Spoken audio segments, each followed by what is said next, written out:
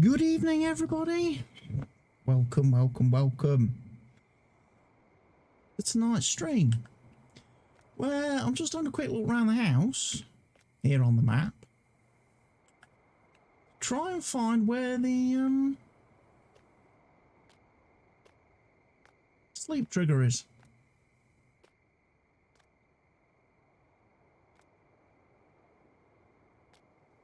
Where is the sleep trigger? Because it seems to be missing. I also can't figure out how to turn on any of the lights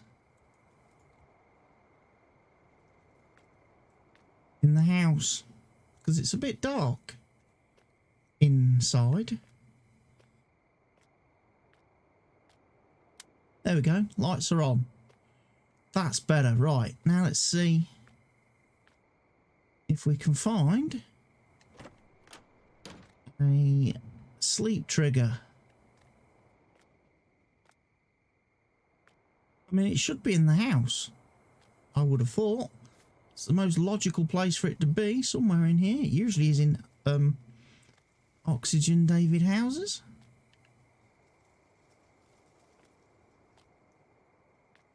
There.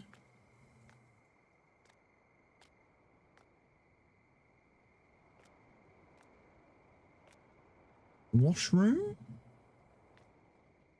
Got the office. Got TV on trigger.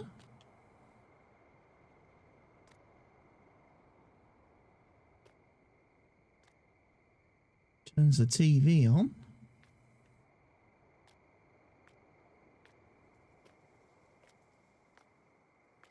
Got garage doors here. Right, okay. Gonna have a look upstairs. I mean, I would have assumed it would be up here somewhere.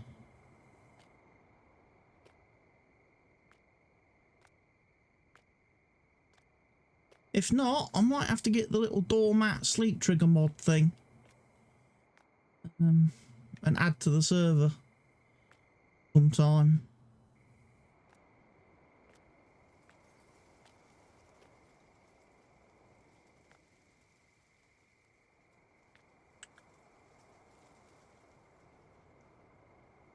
I thought it'd be up here. Like, you'd get near the bed like on Lone Oak or something, and it'd just be there. I don't know why the game's lagging a bit. Is it lag, or is it my PC lag?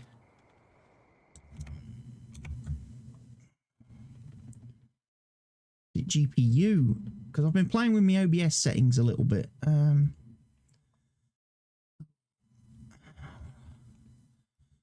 Let's select GPU. GPU's at about 76% utilization. I may be pushing it a little bit too much. The streaming quality. I would have thought, like I say, I would have thought the sleep trigger would have been up here somewhere. But it's not showing up.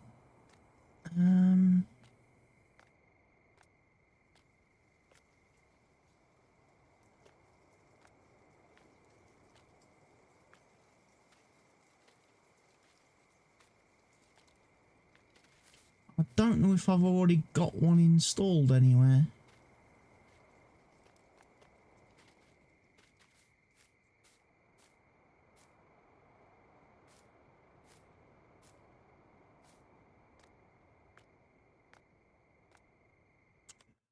Probably don't have a sleep trigger installed.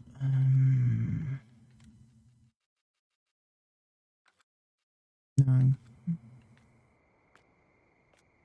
I thought it'd be at the house. I really did. I thought it'd be in the house. I've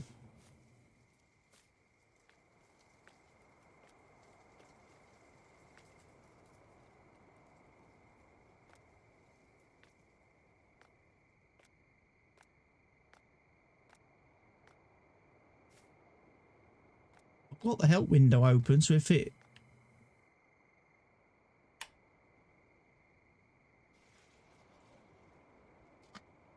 If it was in here, I would see it. It would pop up straight away. In which case, I guess we just have to take advantage of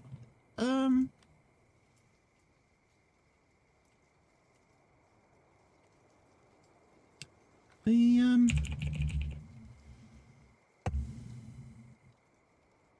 option to use the easy dev. This is why I have easy dev controls installed as well, because sometimes you need it to do things like fast forwarding the time. Why have we lost loads of money?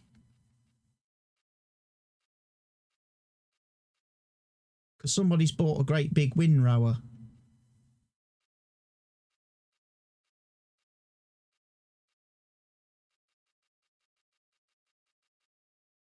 A bit excessive, Mr. Helgi, on this map.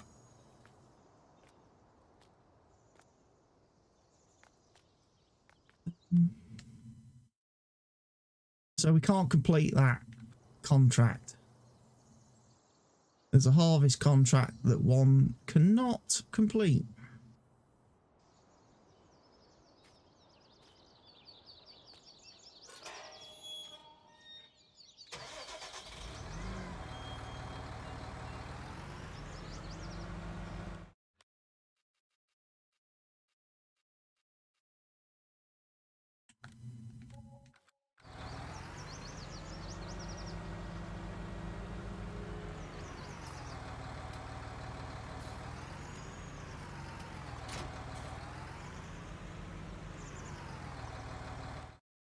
So it is field 55 that he harvested. Is more or less.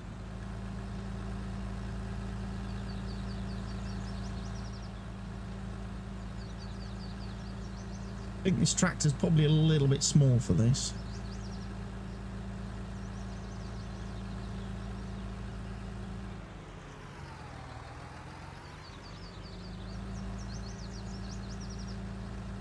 I certainly wouldn't have gone for the win. I certainly wouldn't have gone for this myself.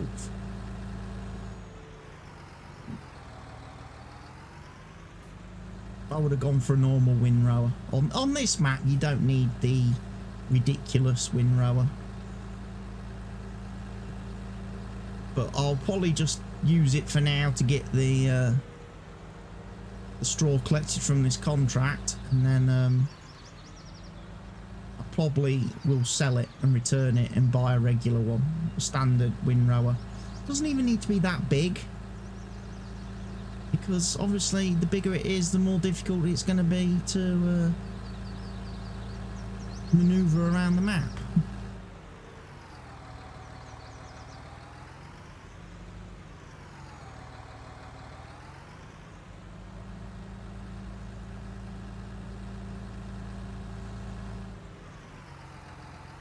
I'm assuming this gate is open because maybe Mr. Helgi came through this gate.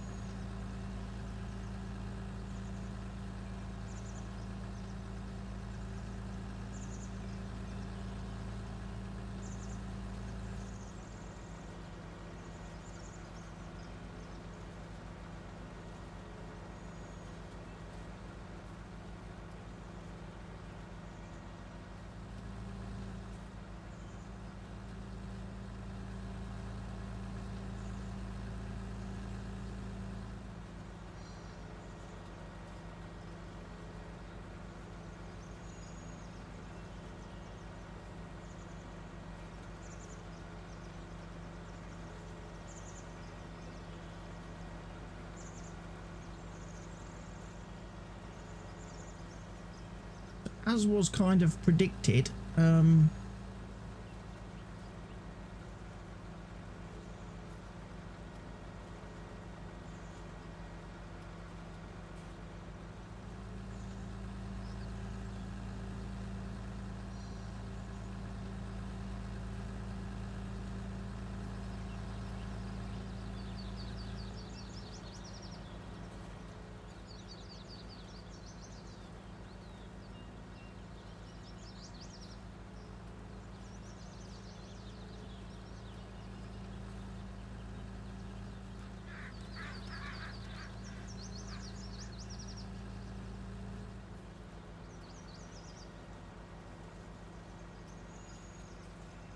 so we did well, Mr. Helgi attempted a harvest contract, and as we thought, with the precision farming mod installed, it doesn't allow harvest contracts to complete. You can't complete them. You can't harvest enough stuff to complete the contracts.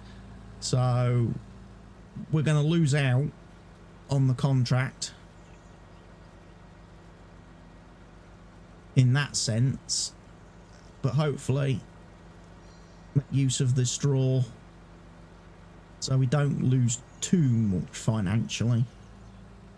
Like I say, if now I know that harvest contracts are a bit of an issue on this particular map, I may end up setting the farm up with a few extra fields instead, so players have got stuff to do when they log in.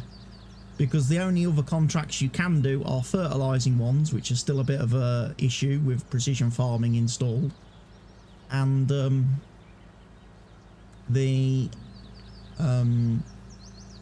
baling contracts, which, as we discovered the other evening, if you're doing hay baling, that's a bit of a pain in this map, because there are several stages to drying grass. You have to ted multiple times to get the grass to turn to hay. It's not just once around and done. Obviously, Oxygen David's managed to do something in the map to make the grass drying process require a few extra passes with the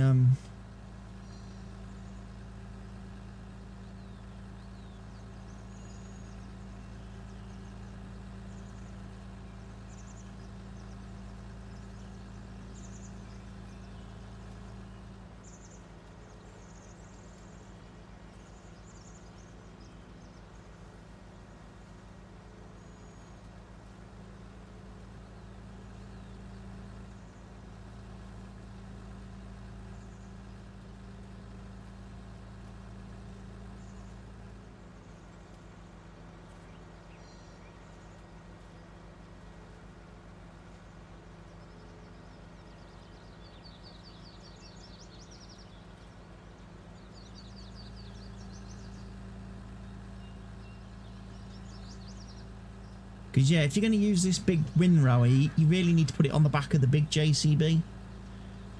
It's not really suited for this small one.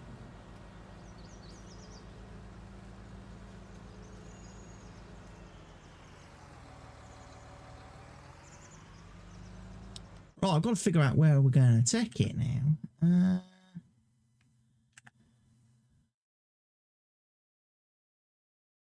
What's there?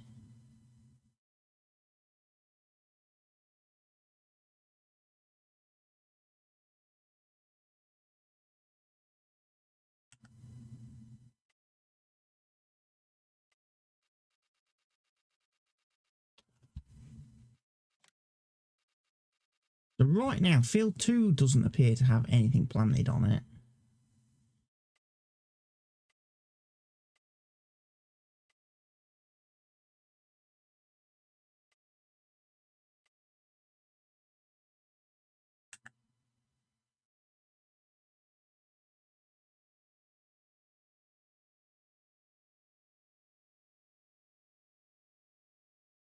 $262,776. Call that 263. And that one's 280. So if we call that 280, 480, 543, isn't it?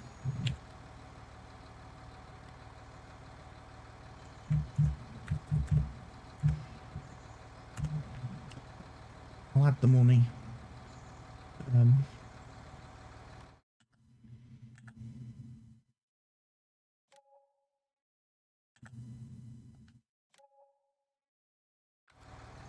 There we go. So in the absence of being able to do harvesting contracts, we will have 2 extra fields of our own that we can be working.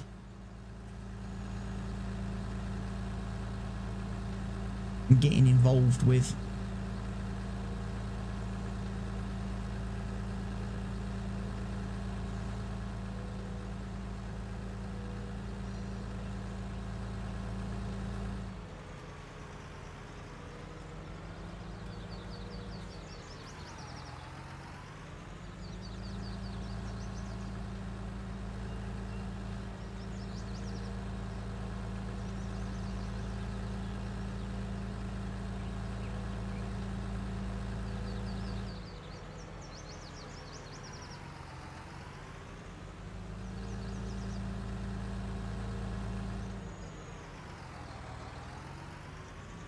So I'm going to take this straw, and I think the logical decision is to take it to the BGA.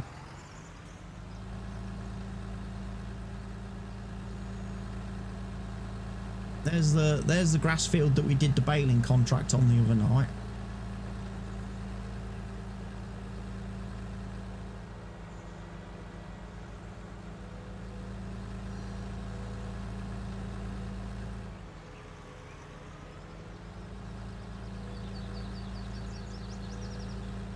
BGA. Hopefully this is open for business. Hopefully I can just tip the straw. I haven't got to elevate it up and chuck it into that thing, because if I have, I'm going to be very, very annoyed.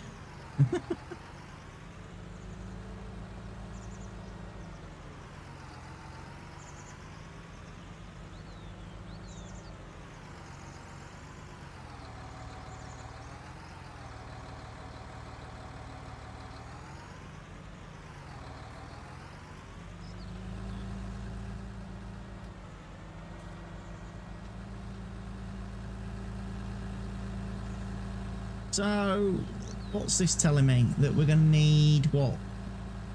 A belt? A conveyor belt?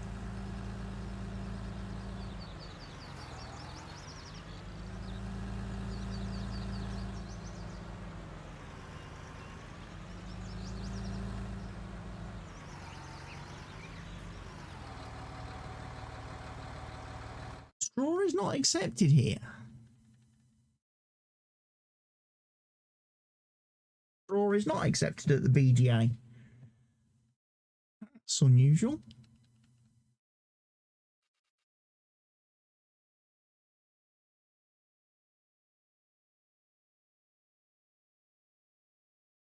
Oh, I can't actually sell straw at the BGA, so where does straw go? Sawmill. Which is...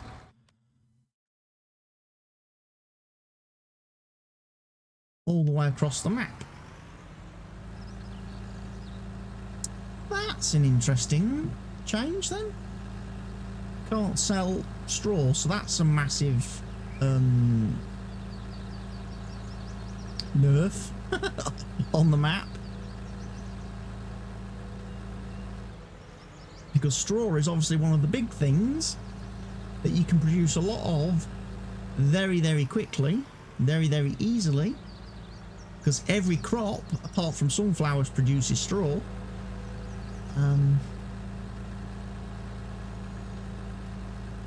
then you can sell that. Hit the digest date.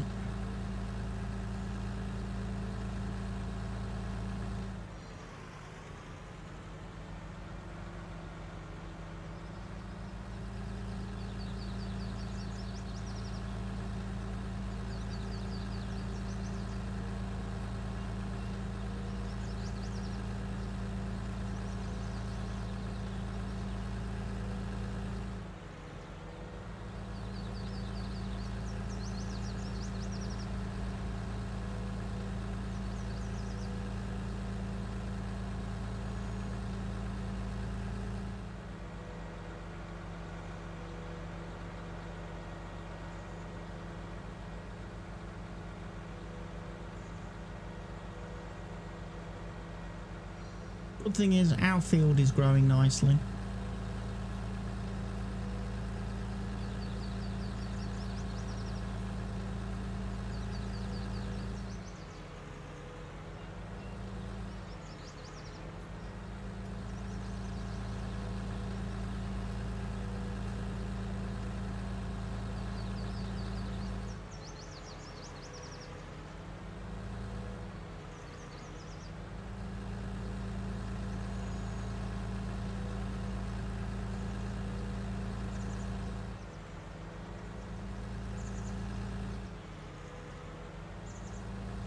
Right, we just need to go up here.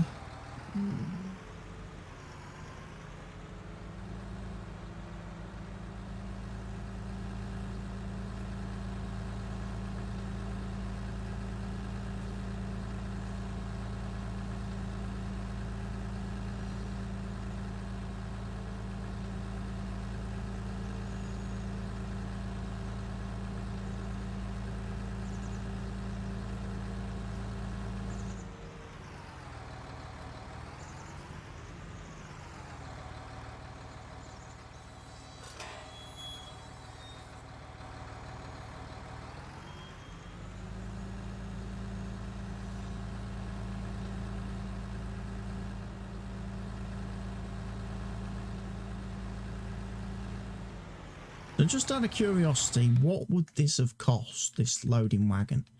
Because again, I'm going to change that. That would have been 78 grand, and if we went for second hand, it would have been just over 50. It wouldn't have been so bad without the windrower. If he'd just bought it without the windrower, but I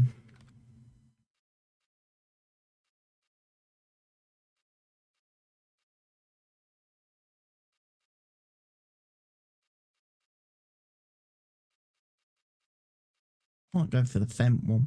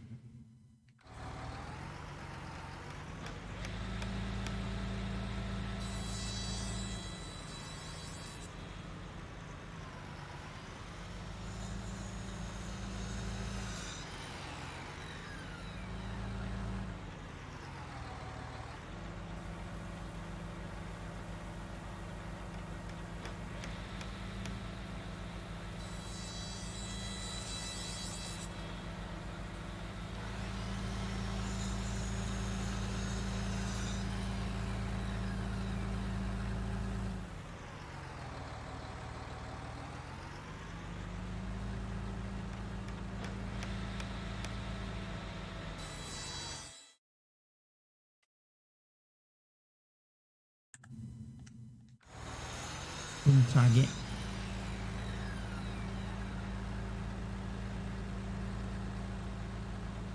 Yeah, I think what I'll do is I'll take this back to the farm and I'll reconfigure it and I'll remove the windrowers and just use it as a standard loading wagon.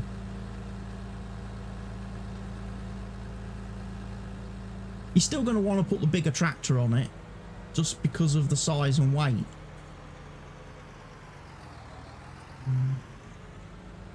But the good thing is we will get away with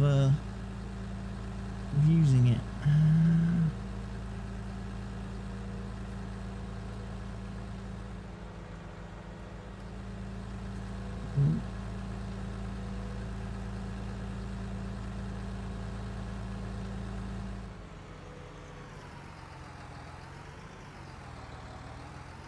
Go in here.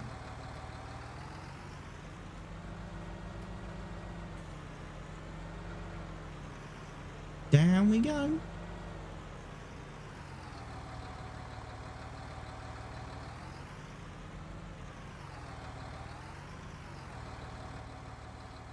And it will be in here, I think.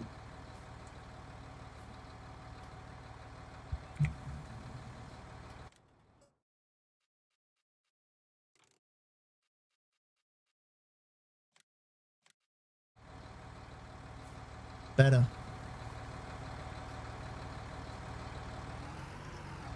Yeah, that's okay. We can get away with that. I mean, it's a bit massive.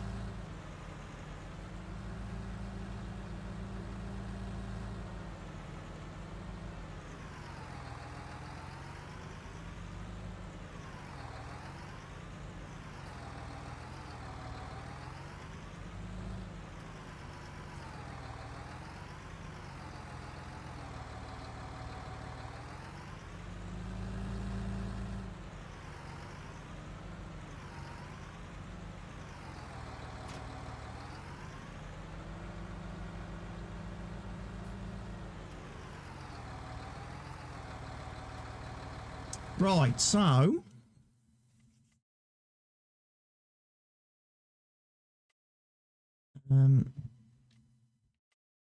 we have got a crop to harvest. We've got our own crop on field 3 to do.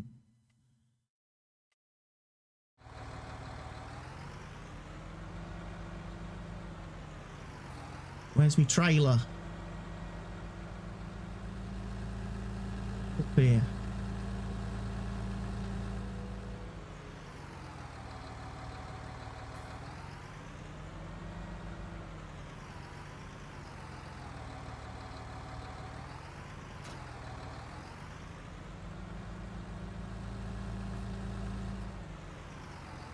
I ought to refuel this tractor. This tractor's used quite a bit of fuel, apparently.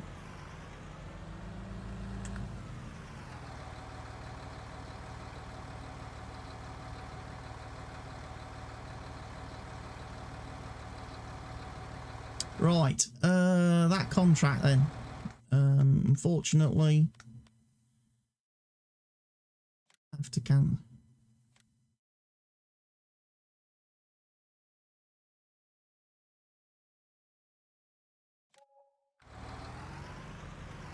Wow, we got fined 50 grand for that, did we? Yeah, we're not having that.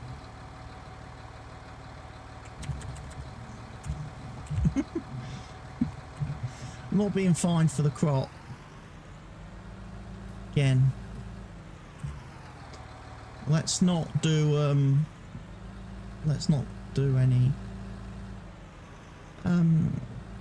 hello, Mr. Watty, how are you this evening? I'm very well, thank you, Mr. Dingbat. Mr. Dingbat, sir, I am very well.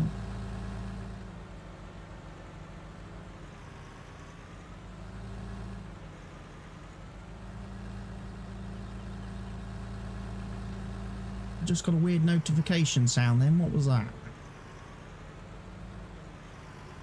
Dingbat is now hosting with 1 viewer. Thank you for the host, Mr. Dingbat. Right. We are heading down to field 3. And we've got a crop waiting to be harvested.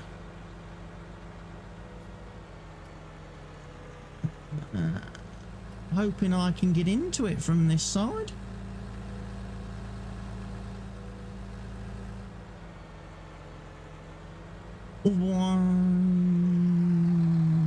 Yes, we can.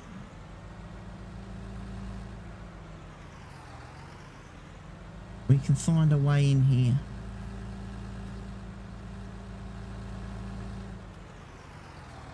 Park it there for now while I go fetch the combine.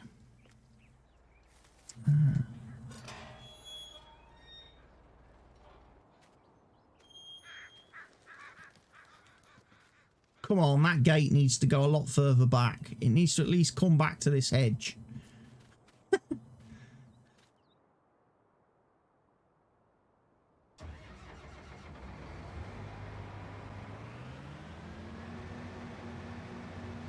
You're back. The stream broke just after you spoke. Well, thank you for the follow. And thank you for the host, Mr. Dingbat. And I'm doing well this evening, yes. I'm doing well. I'm doing okay. Still trying to figure things out on this map.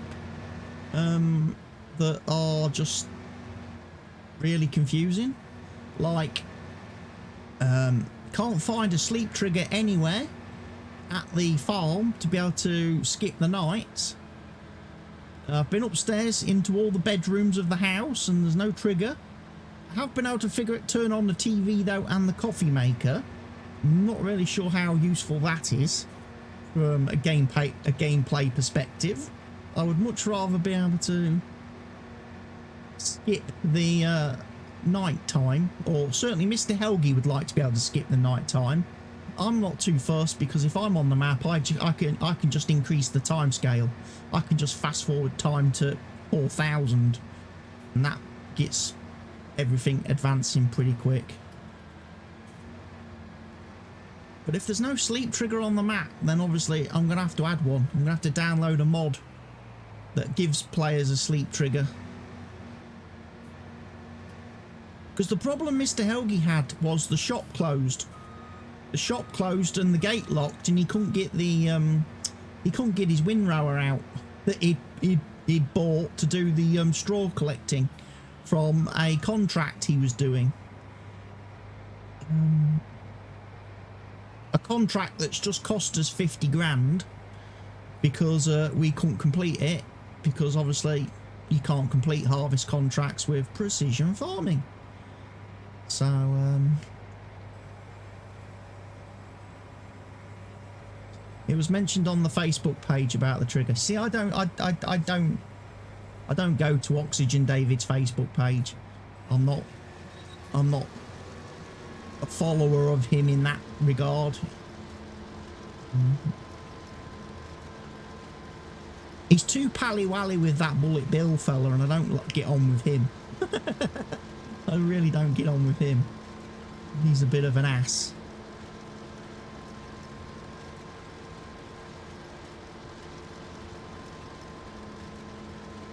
There is no sleep trigger, so okay, you're gonna have to install one then, right? Okay, so I'll probably have to get the doormat sleep trigger and put in a doormat, or the deck chairs, and put the deck chairs out the back, and put the deck chairs on the patio near the barbecue. That probably makes sense, doesn't it?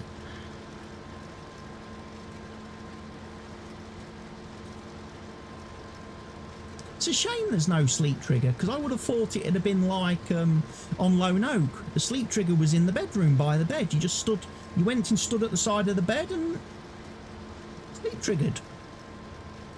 But maybe he's not put a sleep trigger on this map because there are multiple farms. There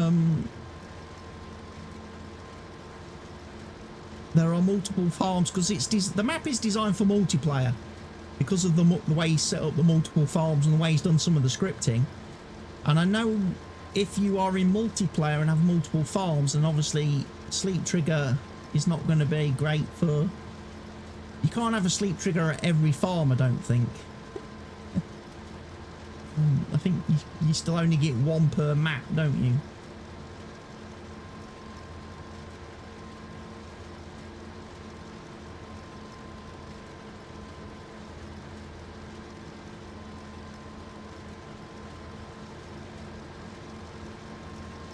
But so far, it's I mean, I'm enjoying the map.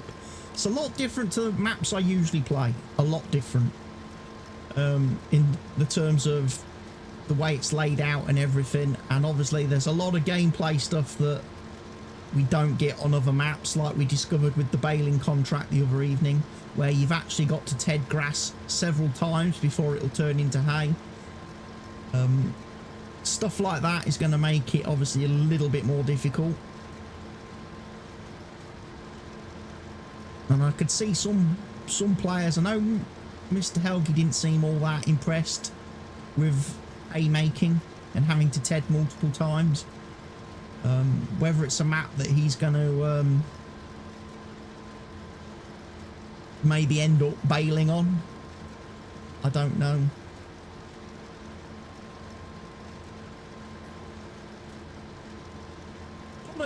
Obviously the thing is, you get so used to doing something in the vanilla game that as soon as a map or a mod comes out that just changes it and tries to do something different, it either alienates people or it's greatly and welcomely received by people. It's a bit like Marmite in that sense. You either love it or hate it. There's no in between. I'm the kind of player that, obviously, with the amount of hours that I've now played the game, anything that gets added to the game that gives me more stuff to do and more stuff to keep me busy and more stuff that I've got to learn and figure out, the better, because it keeps it interesting for me. Some people obviously don't want the game to be too fiddly and too finicky. And certainly the haymaking and baling contract that we did the other night was finicky. From the point of view of having to do multiple headings of the same field, turn it into hay. But at least from the baling contract perspective, the contract did complete okay. We was able to mow enough grass, ted enough hay, make enough bales that we was able to complete the contract and get paid. So baling contracts look like they work okay.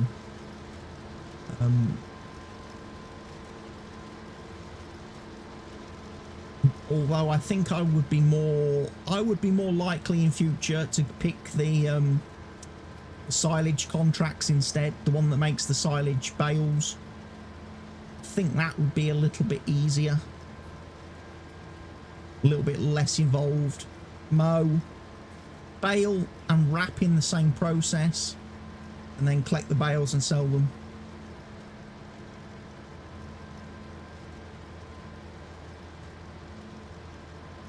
So yes, because of the issue with the harvest contracts on the map with precision farming, what I've elected to do is I've granted the farm 2 extra fields. So fields 2 and 3 now belong to us, which means players have got stuff they can be getting on with when they are online.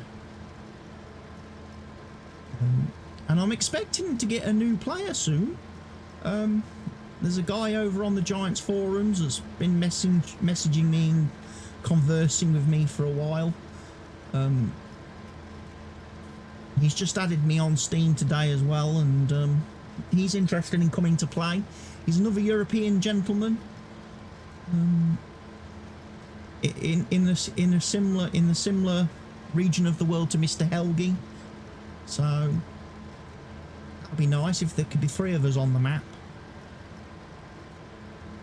playing.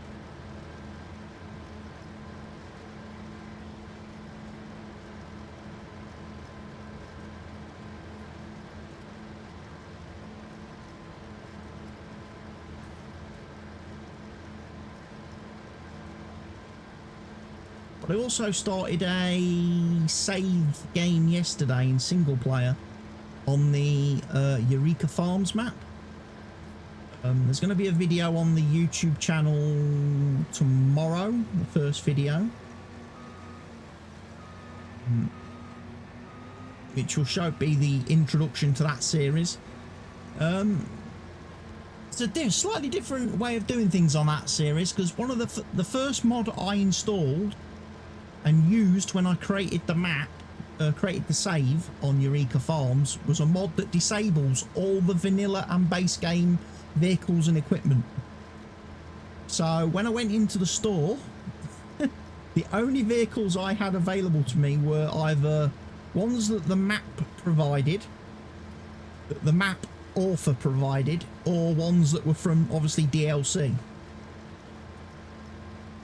So what I've then done is I've added the mods I want.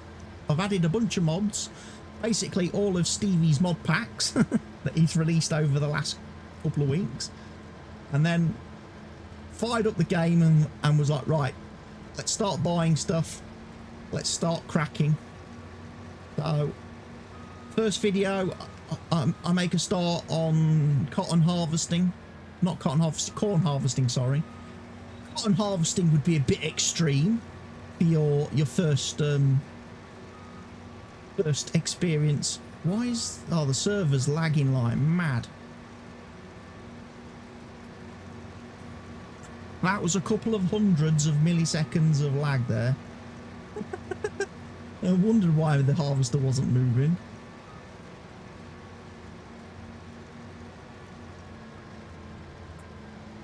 What I probably should have done before I started streaming was I should have told Microsoft OneDrive to pause syncing, because ever since I reinstalled Windows on, was it Tuesday? I think it was Tuesday when I had my issues with my PC and I had to reboot it and reinstall it. Ever since then, obviously, OneDrive has been trying to resynchronize my computer with all the files that I had got saved and backed up. So I think OneDrive is currently trying to download something like 476,000 files to my PC, which is not great when you're trying to stream at the same time. So I probably should have told OneDrive to just pause whilst I'm streaming. Also, how is the stream looking, by the way, Mr. Dingbat, if you're still watching? How is the stream looking? Is the quality okay? Because one of the things I have done is last night, I spent a bit of time last night in OBS changing a lot of my settings, and I've tried to increase them to make the stream quality a little bit better. Higher bit rate, more B-frames, a different sharpening filter post-process type thing, using a guide that actually Nvidia did put on their website. Nvidia put a guide to, you know, this is how you get the best looking stream kind of thing. So hopefully it's looking okay. I'm also hoping when I come to record my next videos that they're going to look better too, because again, I've increased the bitrate on the videos and some of the other settings for my local recording, which means I should hopefully get a better output. Okay, it means I'm going to get larger raw files. The file size for the recordings is going to be much, much higher. They're going to take up more hard drive space, which means I need to edit them, render them, and then get them deleted fairly quickly. The good thing is, should see an improvement, because the one thing I did notice on some of my videos, because I have been watching some of my, I don't normally watch my own videos on YouTube, because that would be a little bit strange to watch myself, but I have watched a couple of videos on the channel that have been posted over the last couple of weeks, and I notice sometimes in bits where I'm moving quite quickly, it goes a little bit the picture goes a little sort of bit blocky, a bit pixelated, like it's not quite keeping up with me. A little bit artifacting. It seems like now on the stream, I'm looking at it on my iPad and it looks like it's just doing it then as I was running. Like it struggles a little bit with fast motion. Goes a little, the image seems to go a bit blurry.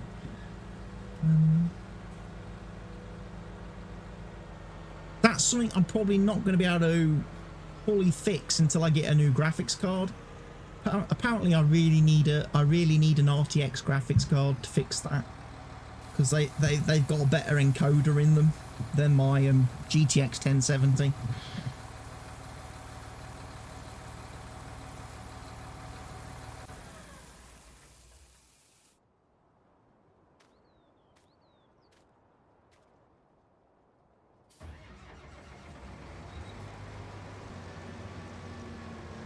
Yeah. So, yes, I am depositing straw. I will get the straw picked up. I know Mr. Helgi bought the loading wagon, but I must admit, now I've discovered we can't sell straw at the BGA.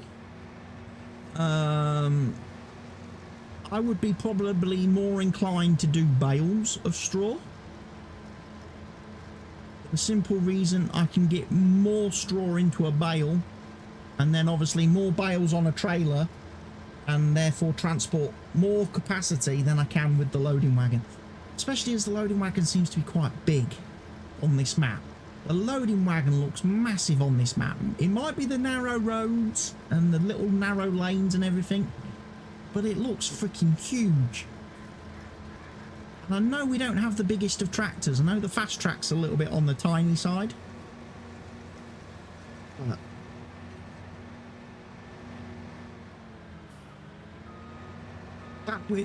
that loading wagon looks massive.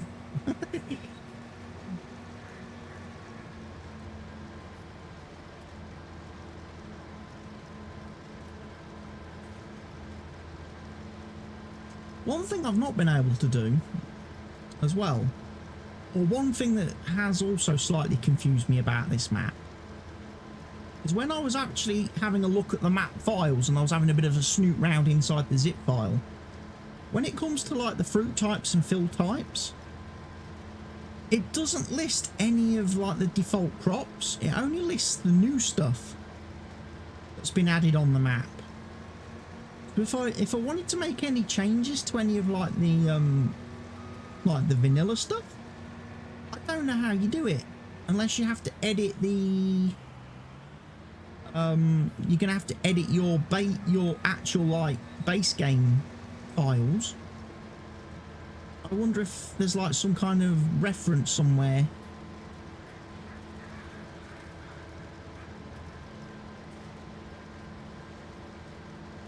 Because I would have thought in the fill type XML file it would have listed everything that's on the map. You know, starting with like wheat, barley, oats. You know, and then having all the extra additional crops at the end when the author starts adding new stuff. But no, on this map it doesn't it show any of the additional crop stuff. Must admit, one thing I am glad I'm glad I didn't put the Maize Plus mod on the server on this save, because I think that just would have really made things complicated. With all the crazy different grass types that seem to be showing up for the animals without it, I think Maize Plus would have just completely blown my head off with its complexity. I still haven't really got it. That's one mod I still haven't really got into, is Maize Plus. I did put it on, was it Stone Valley? Is it the Stone Valley map I installed Maize Plus on as a bit of a map that I was going to test it out on, but then I didn't really get into it.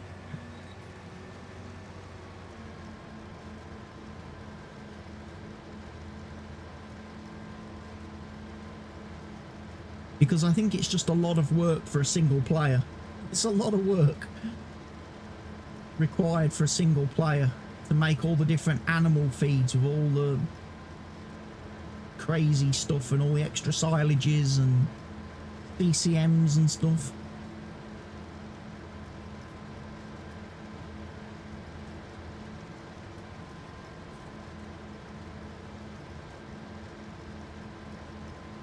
None of the placeable mixing like stations mods seem to support Maize Plus. So it kind of forces you to use the in-game mixing wagons, manually mix all your like your TMRs and stuff, and your pig feed and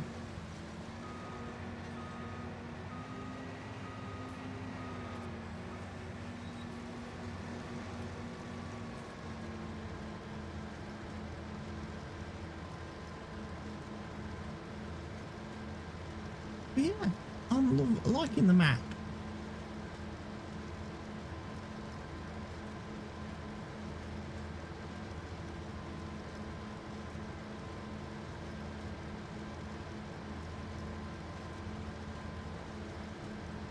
So I'll have to let Mr. Helgi know there is no sleep trigger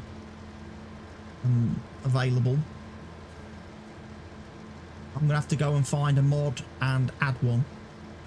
that we can just place somewhere near the farm. Like I say, might get the deck chairs. I can place them then on the patio outside the back of the house next to the barbecue. And players can go there and hit sleep.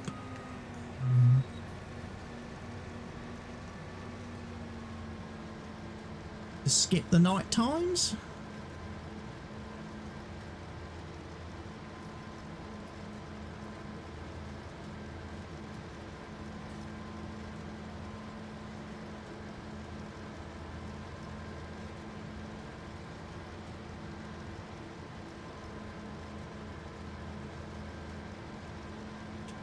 Rostal smash, Rostal smash, Rostal smash.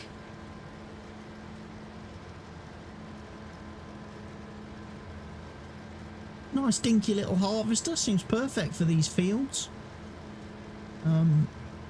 It does. Nice little size, gets in and out of all the gates without any issue. I do like these Crozoni folding heads as well. I do like those folding heads.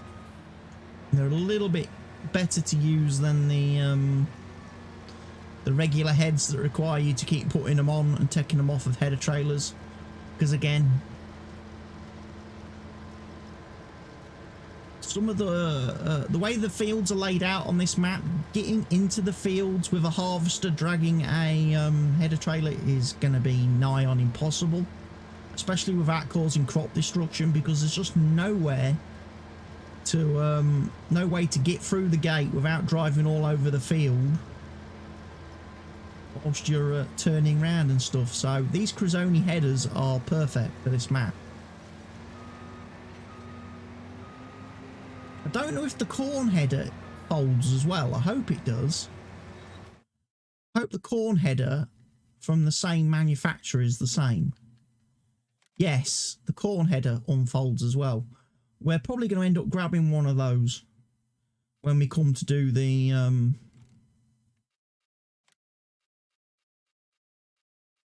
when we come to do corn and sunflowers and stuff. I think that'll be fine. I know it's only 7.8 meters wide, but it makes sense for this map. It makes sense to go smaller on this map. It really does.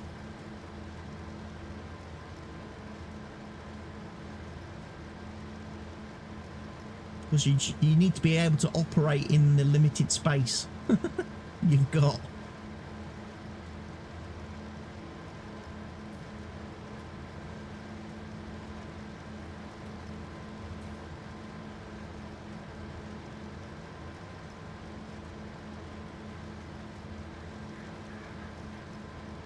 I also, when I bought this harvester, I elected not to buy it with GPS.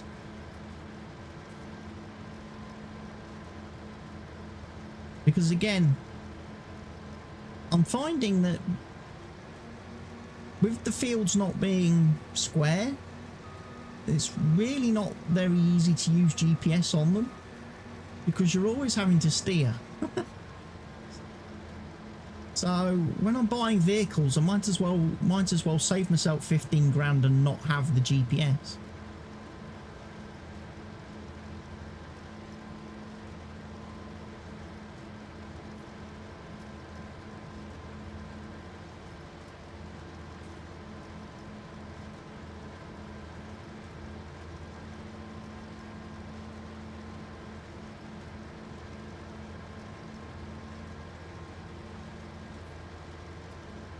Again, we've got absolutely dreadful yield info from the precision farming stuff.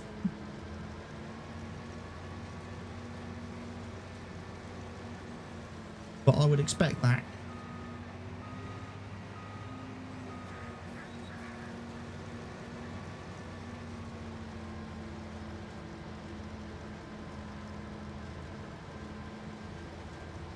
Because obviously we've only just bought the field, we never seeded it, we've not ploughed it, we've not limed it, we've not done any of that. that's all to happen after we've harvested it. Same with all the basically all the rest of our fields on this map as well. Field, what is it, field 27. That's another field that needs to be all ploughed and stuff in time.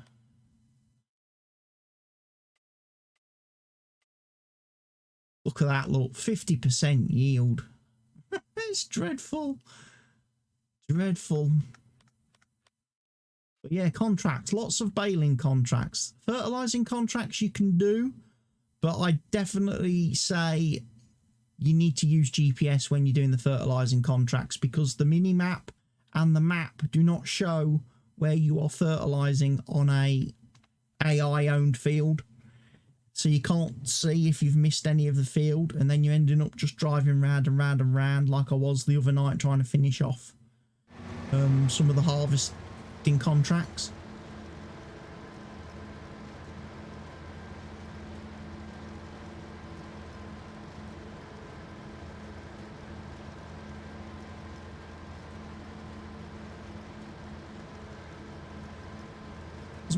And yeah, another thing as well, like the lime, I think we're definitely going to need to get a bigger lime spreader. I don't mean the in terms of width, I mean in terms of capacity, because you just seem to get through tons, especially doing field 1. It was both me and Mr. Helgi doing the lime on field 1, and we had to refill the lime spreaders God knows how many times each. 4,000 litres is not a big capacity when it comes to lime application.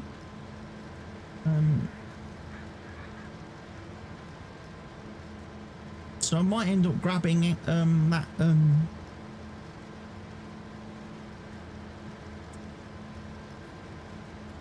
oh, I don't know.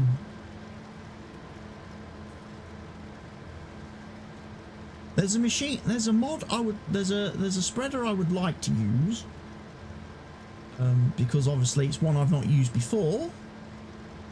The only trouble is it comes with really big, thick, chunky tyres, which are no good then for using for fertilising on crop that's in the ground, because it will destroy the crop. And seeing as this map has like radically different crop destruction from, again, the vanilla game, in the fact that you can actually cause crop destruction on grass and stuff, I don't really want to be driving over crops once they're in the ground. Even with skinny tyres on a tractor, I wouldn't want to be driving over crops once they're seeded.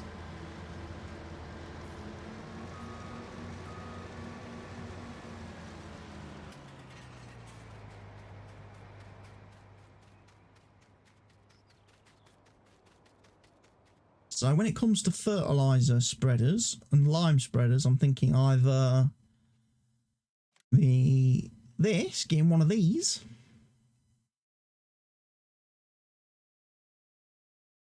which will be nice. I did think about grabbing one of these as well to do it, but Mr. Helgi didn't seem very keen, especially with the tank. The add-on tank for it. And then after that, the only other option is we go for the 4940 John Deere that we used on Snetterton's, and we have one of these on the back for doing the lime spreading, which is obviously quite a bit more of an expense to get one of these, as well as the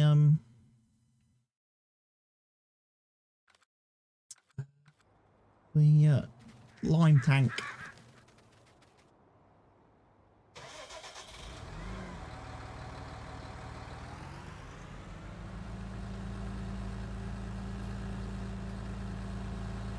We're also, of course, going to need to get a slurry spreader and a manure spreader as well, because those are equally as important with precision farming.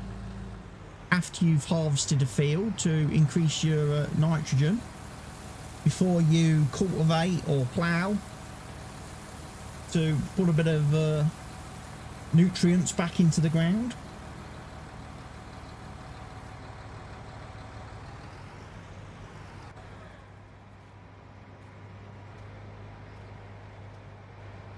I might have to go and empty the trailer in a second. We'll put it into our silo.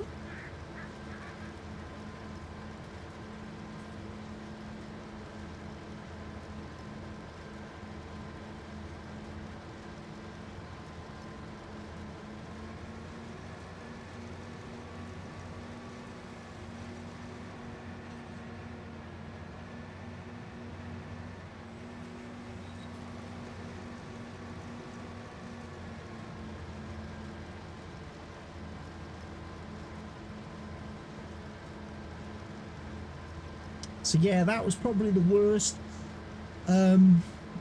outcome, I think.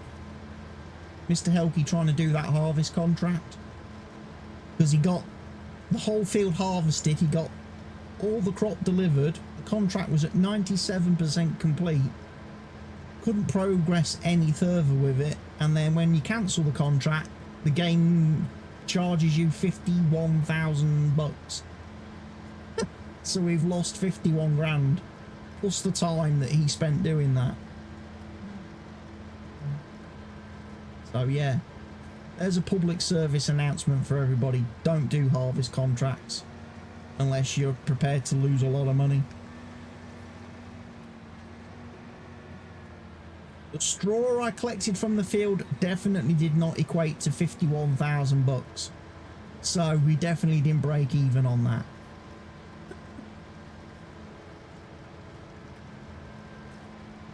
Especially when you think he spent 48 grand buying the loading wagon. Pick up the straw. So we're probably 100 grand out of pocket easily. 100 grand that could have been invested in our own farm in equipment. Buying mower units would have been nice. You know, maybe just as a hint, because we've got a couple of grass fields that, you know, being able to mow and maybe make silage bales on would be a good thing to do, because that's going to make us good money. The silage we can definitely sell at the BGA, and then obviously we can get the digestate to put into the slurry spreader to fertilise the fields. So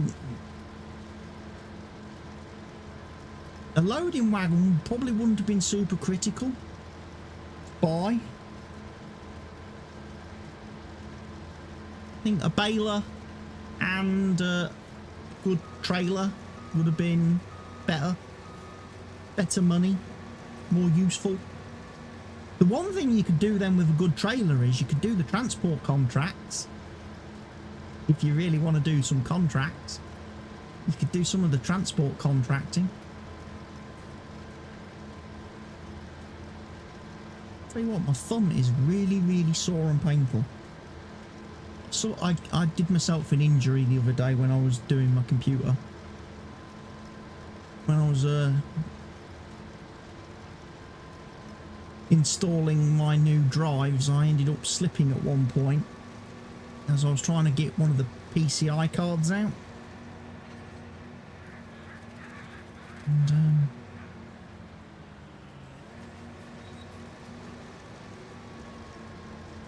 my thumb slipped right down the edge of the power supply shroud, and it was like basically dragging a razor blade down the edge of my thumb, right down the edge of the nail, and it's gone right really deep. And of course, now after a couple of days, it's all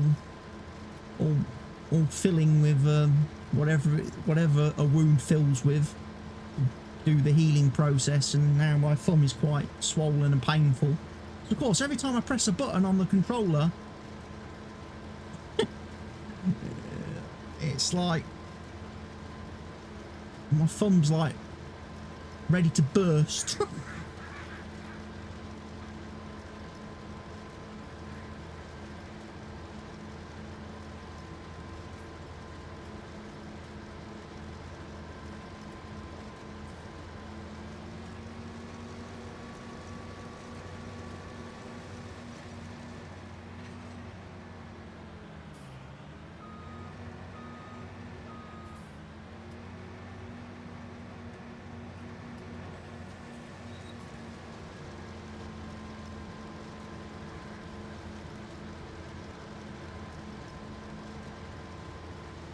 Tell you what, this doesn't. It's not a again a little bit deceitful, this map, because again the field isn't to me very big. It feels like I've been on it for a long time. A heck of a long time.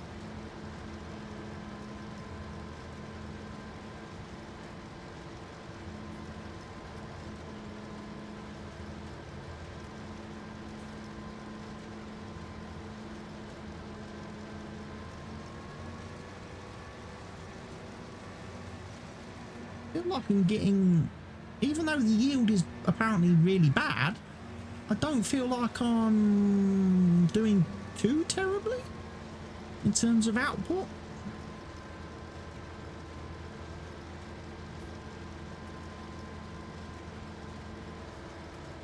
It's all a bit strange. It's a lot of straw. I'm going to be here for quite a while collecting this. Plus I need to get over onto field 2 with the soil sampler and then get the plough on there. Obviously trying to avoid that tree that's been planted in the middle of the field. That could be a chainsaw job, that could require a chainsaw. Or a T-Rex or something taken to that, or a tree maverick. And then getting that whole island ploughed out. So it's not in the way.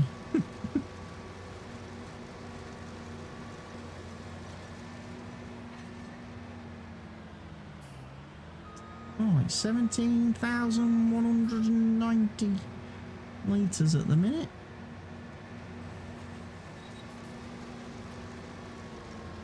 And then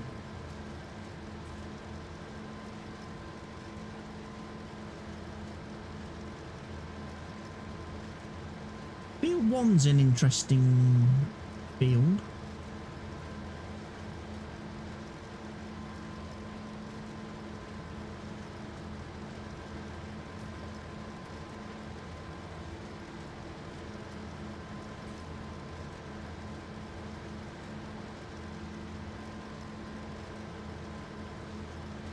Because that's a little bit strange.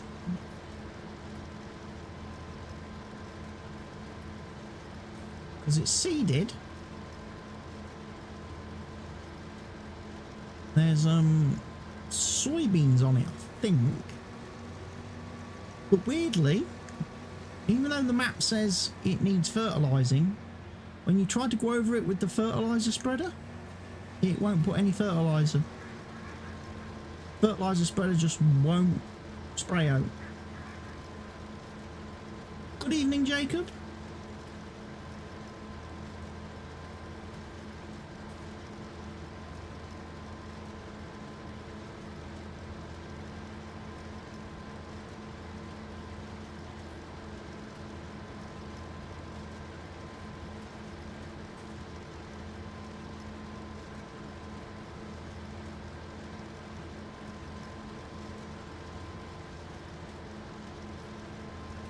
All going swimmingly. So it looks like field 2, entry into field 2 is via field 1. And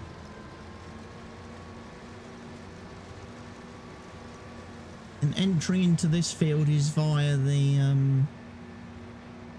main road, an entrance off the main road. At least that's how it appeared to me.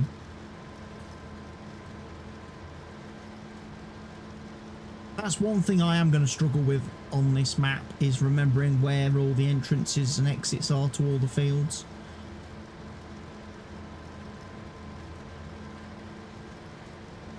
Sometimes, and not every field has its own dedicated entrance and exit. Sometimes you have to go through other fields to be able to get into.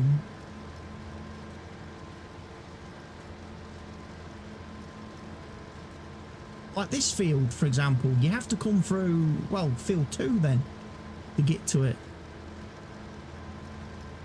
It doesn't have its own gate anywhere.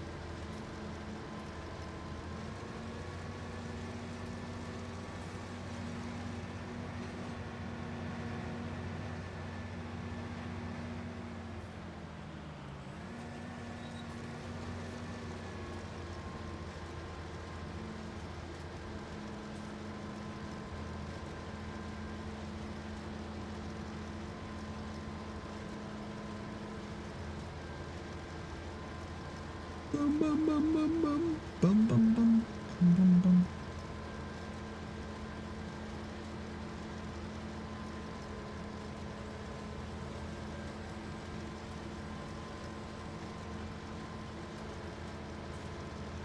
I will empty the... I'll go put this crop in the silo.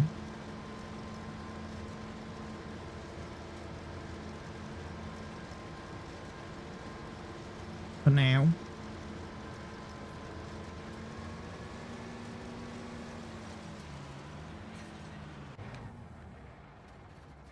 And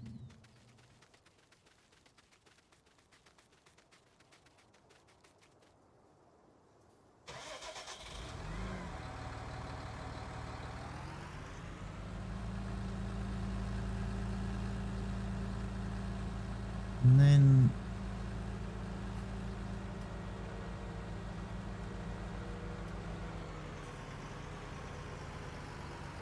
I mean, this is like, I've got 60,000 litres in here. Nearly another 30,000 litres in the harvester.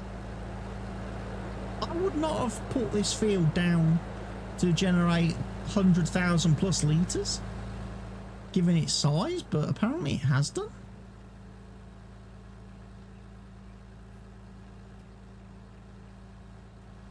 As I say, it's a bit weird.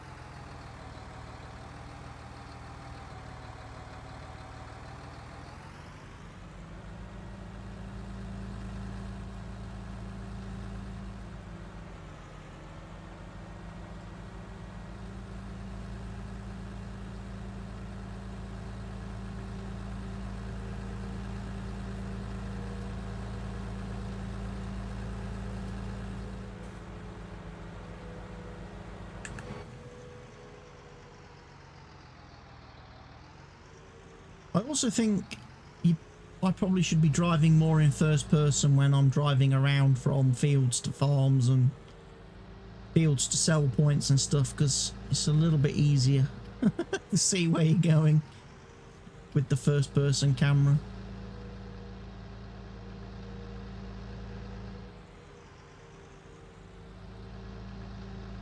Sometimes the trees kind of block your vision a bit.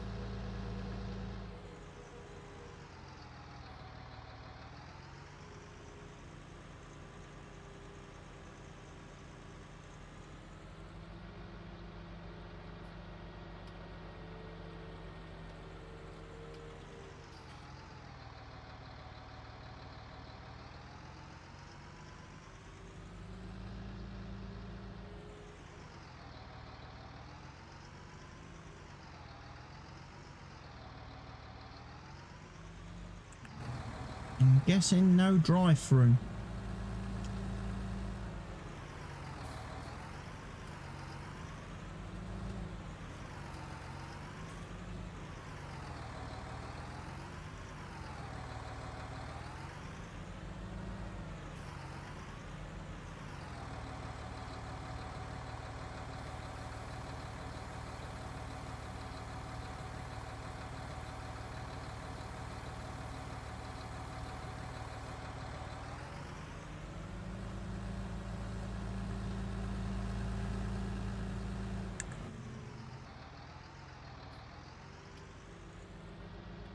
So yeah, we can get through field 1 then.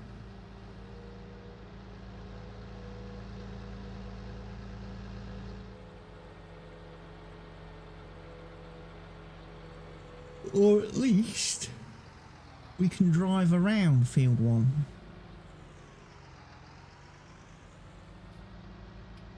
Yeah, I must admit, again, my personal preference is to always have drive-through silos and sell points. Just easier. Just user-friendly. Drive-through sell points, drive-through silos. It's much better. It's also more compatible for things like Horseplay, Follow Me, those types of mods which people might use. Woohoo!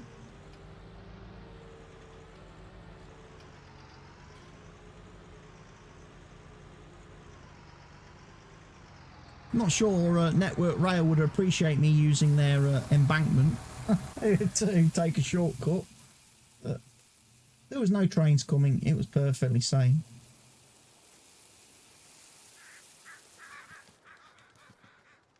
Yeah, the Lone Oak silo was all right because that one you tipped and filled in the same spot, didn't you? The grate was more or less on the ground, and then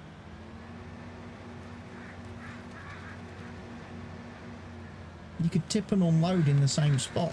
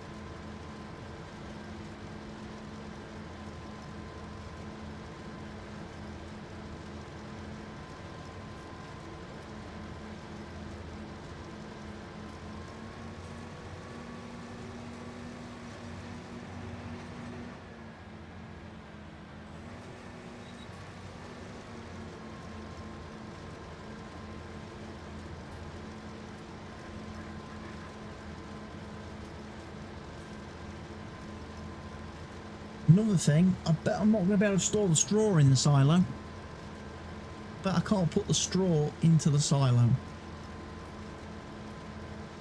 on this map. I'm guessing the silo's not going to be like multi-fruit.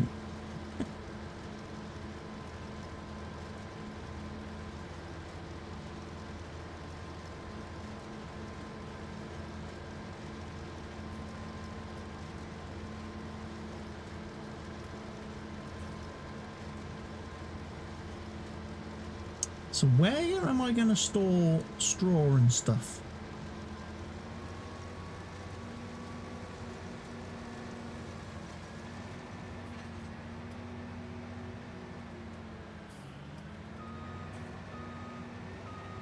Where's a big flat area where I can put down some of the like fermenting stations?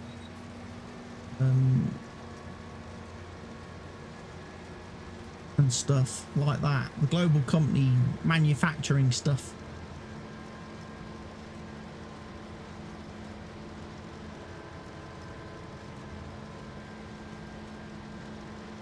One thing I was disappointed, and it is the fact that there's no support for the washed and steamed potato mod.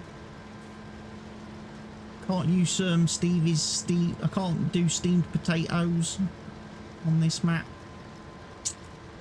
So I've actually had to remove those two mods from the server. The potato washer and the steamer. Because this map doesn't support steamed potatoes. Such a shame.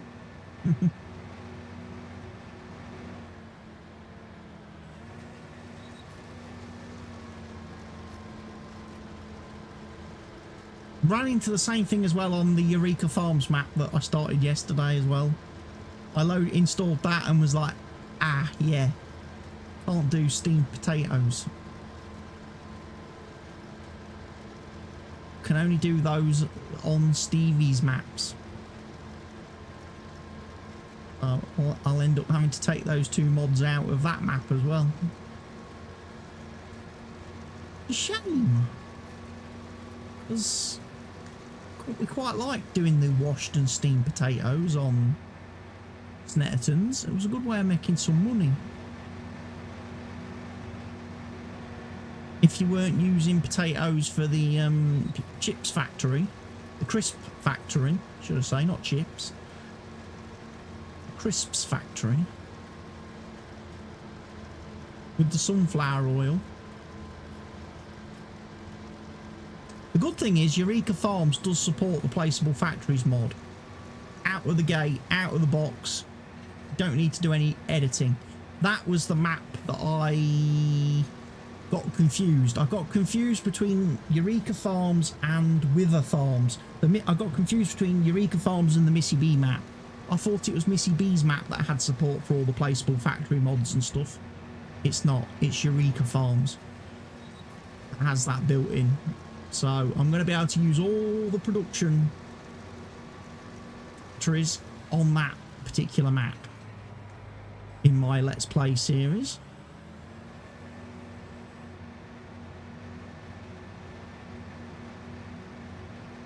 I'm also thinking, having done that video and recorded that video, that I'm still going to carry on with No Man's Land as well.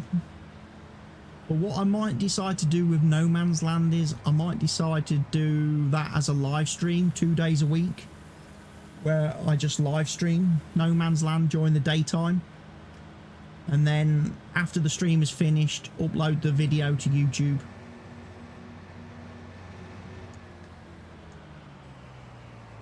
Rather than doing that as a recording series,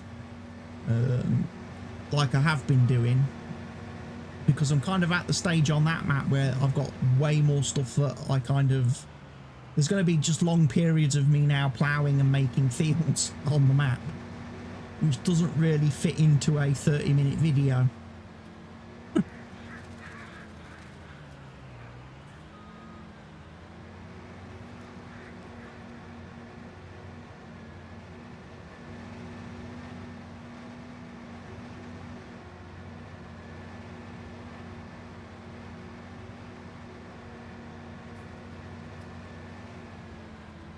Now, I know some people will question why I've decided to start a map and a save on Eureka Farms, because they'll be like, you do realise Mr. CDP is playing on Eureka Farms?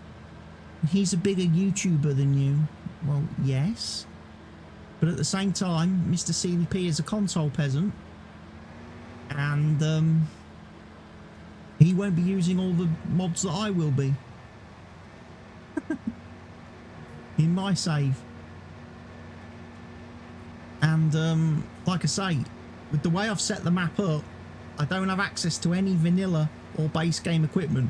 So if I come to do a job in the game and I don't happen to have a mod for it, then I'm not going to be able to do that job. So, well, I know Mr. CDP has a computer that he now uses for his recording and his video making stuff, but as far as I'm aware, he doesn't use it for actually playing the game and record and doing like farm sim videos on, because all the console players just absolutely piled on him when he did that map video last year. When he first got the PC and he did a map tour on a PC map, and all the console players just absolutely turned on him.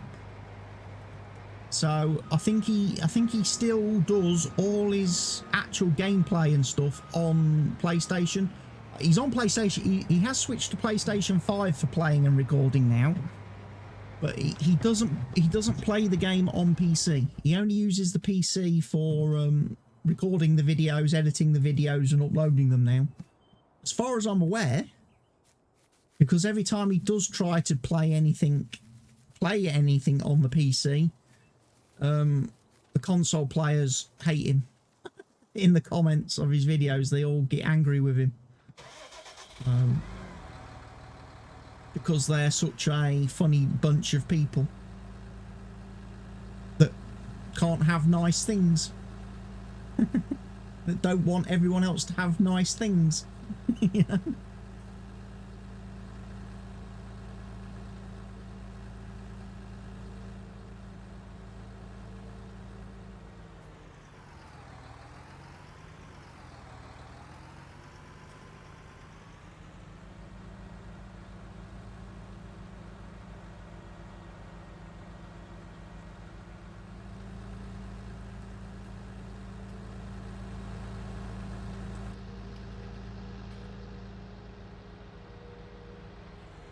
Cement mixer.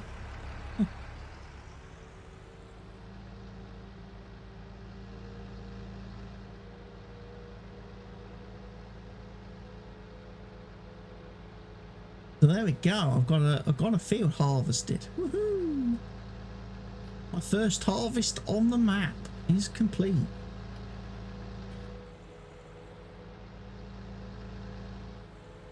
Although technically I probably should have gone down and done field 25 or 27, whichever one it is. Yeah, 27 I should have done, shouldn't I? Really? The one down here. Because that's ready to harvest.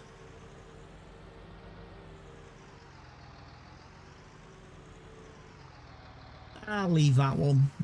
As far as I know, it's not fully ready to harvest yet.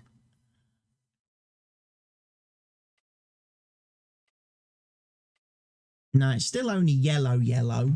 It's still only yellow. Once it goes orange, then I'll be inclined to go and chop it. Go and do some choppage. So next thing on the agenda might be what I said earlier. Get myself a baler. Get myself a mower. And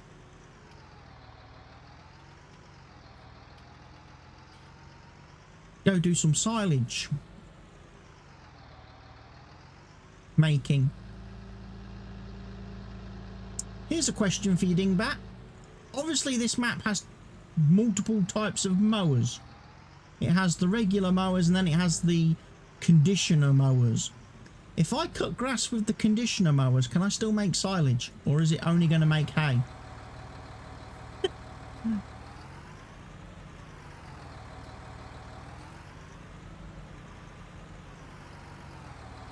Have you got to that bit yet in your single player save where you use the different mowers?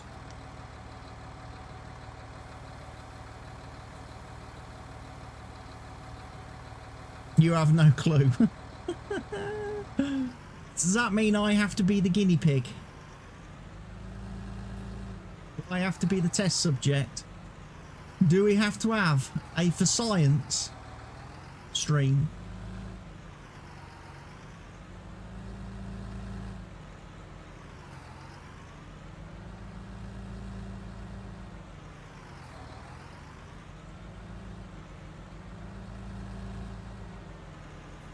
If I'm going to do a for science stream, I need to add another logo to the screen. I need to add another logo.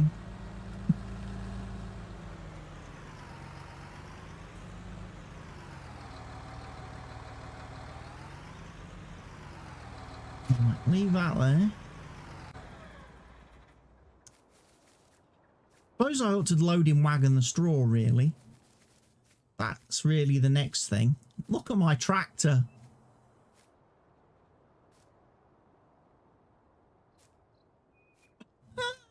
That is absolutely plastered. Absolutely plastered in dirt. I refuse to let Mr. Helgi wash it because I was like, I want it to have character. It's got character, all right. So yeah, field 1 has got soybeans on it. Nitrogen levels are absolutely shocking. Absolutely shocking. But when I take the fertiliser spreader over there and try to put fertiliser on the field, it doesn't do anything. So I don't know. I don't know what to do with that field.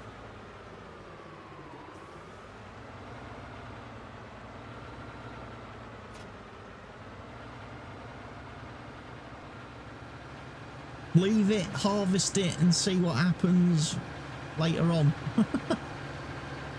See what happens.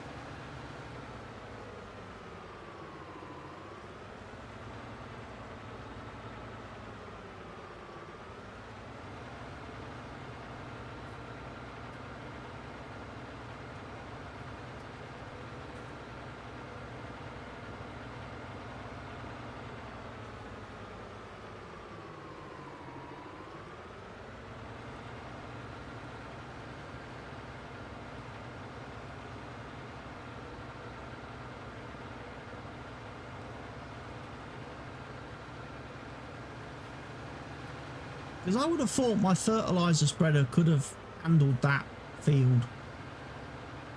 Would have done that field.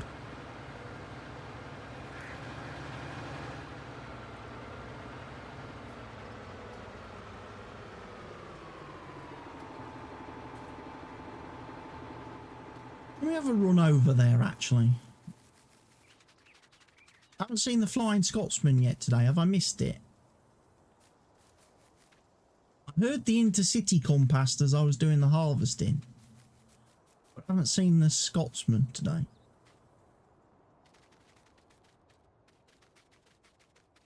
Okay, apparently nitrogen is actually okay, according to the field info.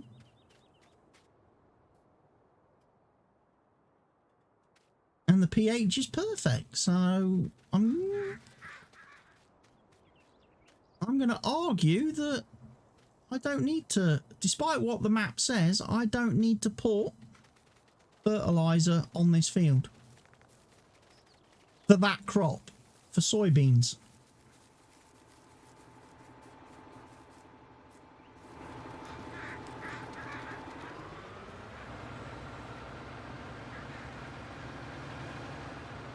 Mr. Helgi's not going to like me because I took his windrowers off the loading wagon. And I've made it just a standard loading wagon, but honestly, the straw swaths on this map are not massive. They're just little trickles, look. So it's not like I need the massive rakes either side of the machine.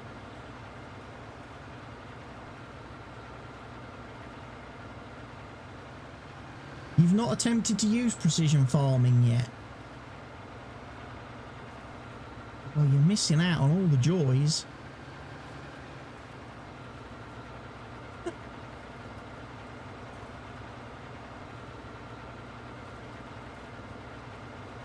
Missing out on all the joys of trying to work out everything.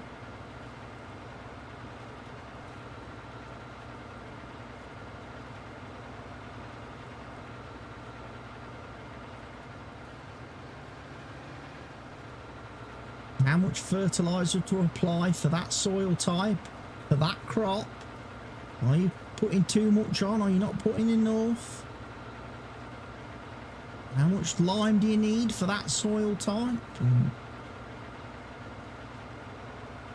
The yield?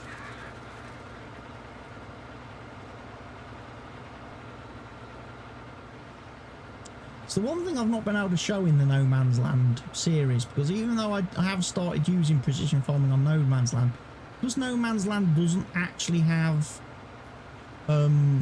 fields, you can't check the economic information.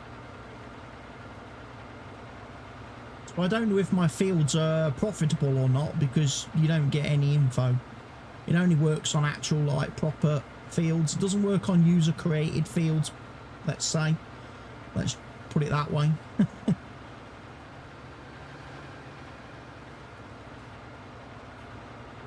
Only works on the ones that have been defined by the map author. So again, if you're playing on a map that's got dodgy field definitions, that could really impact on your precision farming stuff. If the map author's been a bit lazy and not set up field definitions. I must admit that was one thing I haven't done. On this particular map, I've not really looked at the map. I've not gone, you know, underneath the bonnet and really looked at stuff, because I just whacked it on the server and was like, I'm going to start playing. Because the map looks nice. The one thing I would have hated was to have such a lovely, pretty map, and then I found that there was stuff that doesn't work properly with it, and then I would have been like, oh, I can't play it. So I've deliberately not gone round the fields looking at the field definitions and stuff, because I didn't want to get, you know, put off. I didn't want to find something wrong with it, you know. And again, because I'm not using, I don't personally use like AI workers, it's not going to bother me if there is something wrong with the field definitions or whatever, because I don't plan on ever using any helpers. And the great thing about multiplayer servers now anyway is you can use course play on multiplayer servers, so I would always prefer to use a course play worker than an in-game worker anyway.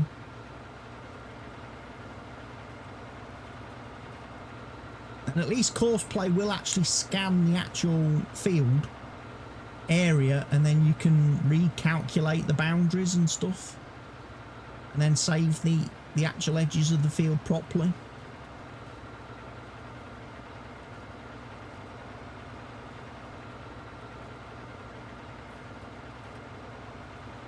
We couldn't do that before, so like on a map like Greenwich Valley that we played, which didn't have field definitions set up at all by the map author,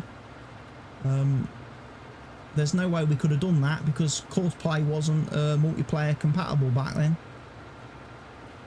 But now we could.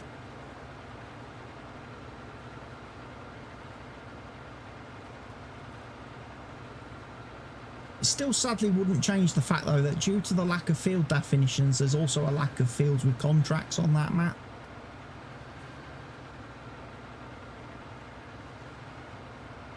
Which is quite poor for a map that was won first place in the mod contest that Giants did, and the map author got quite a nice prize for winning. And then he seems to have like completely abandoned the map straight after, and never released an update or did anything to it, which was quite poor.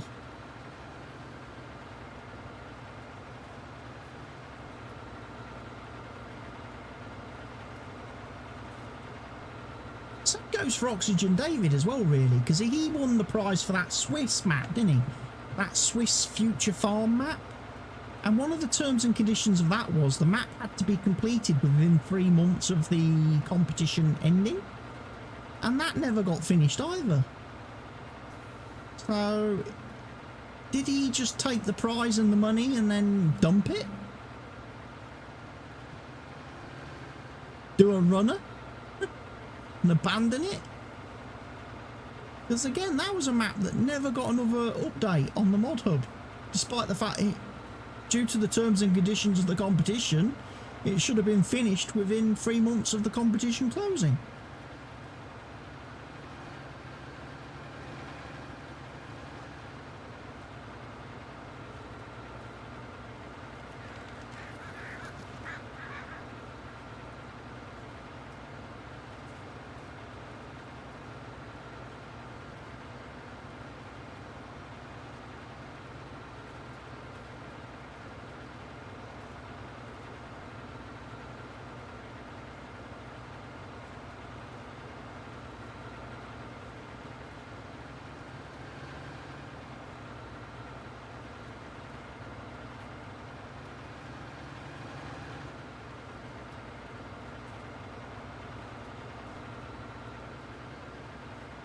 Yeah, exactly.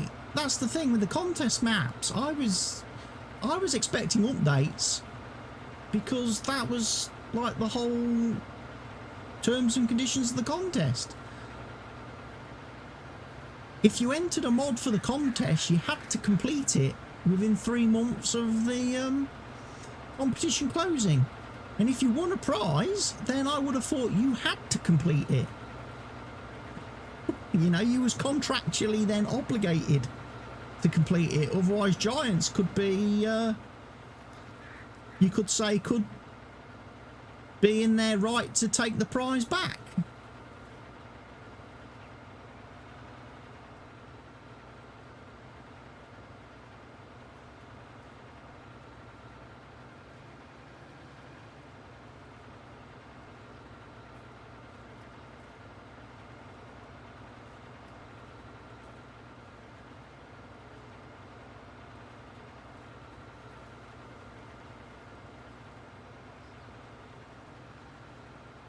Be honest though, there are a lot of mods. There are a lot of mods on the ModHub that could really do with updates. That don't get them.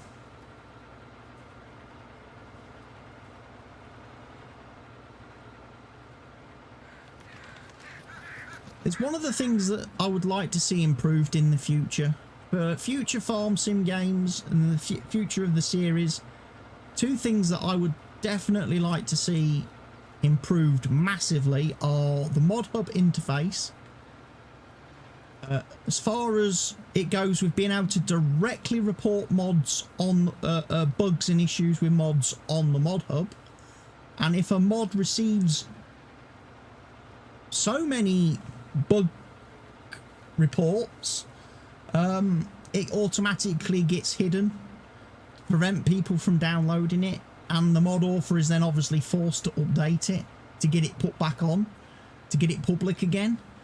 And until the mod is updated, any payments that the mod author is expecting to receive from Giants, any money for that mod, is withheld until the mod is fixed and updated.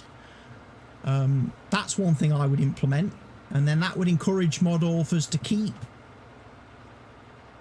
working on their mods and don't abandon them.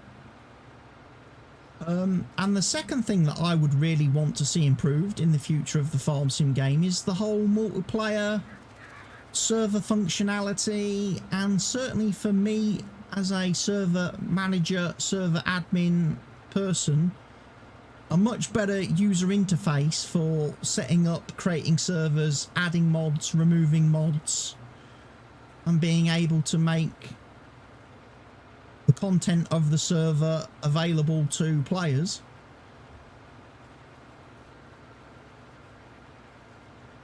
Because again, I've set this map up and there's really just no easy way for players to be able to download the map and the mods from the server. No matter what I do, there's no real easy way that doesn't cause problems for people.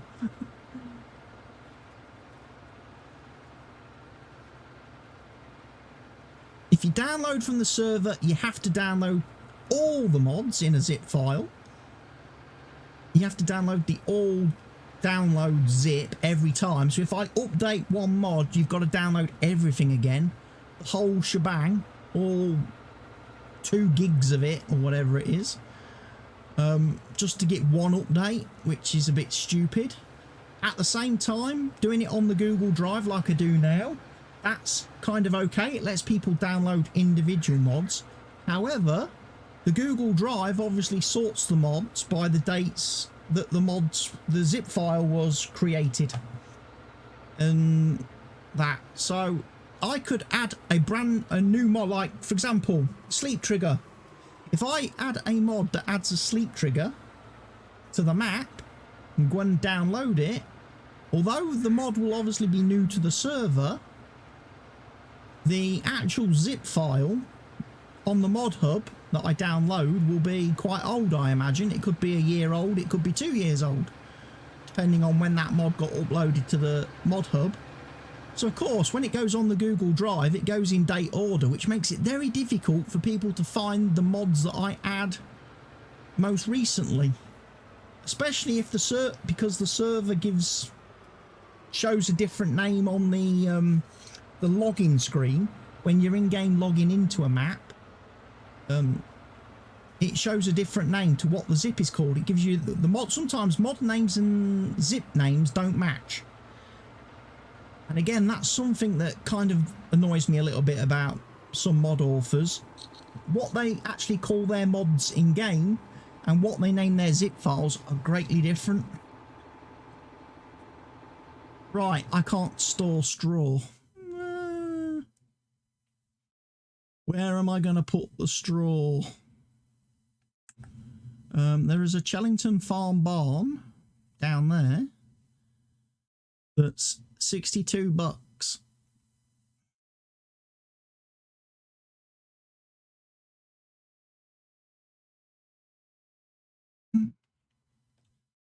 Sawmill, wow, the price in the sawmill's dropped off massively.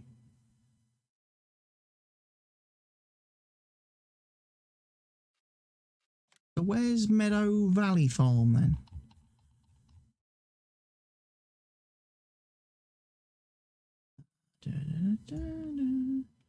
All the way down there? All the way? Yeah. That ain't happening.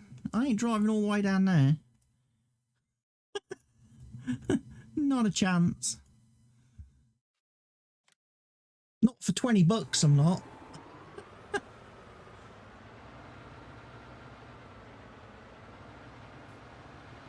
If this was Uber Eats, there'd be a premium on that straw delivery because they are too far away. I'd have to pay extra. They would have to pay extra because of their distance from me.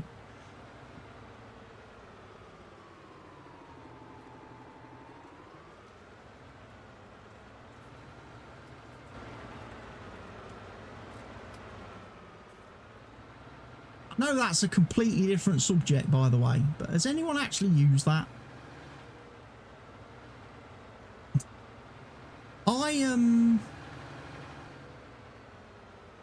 I've had a look at it for my area, for my town. There's not a lot of options on there.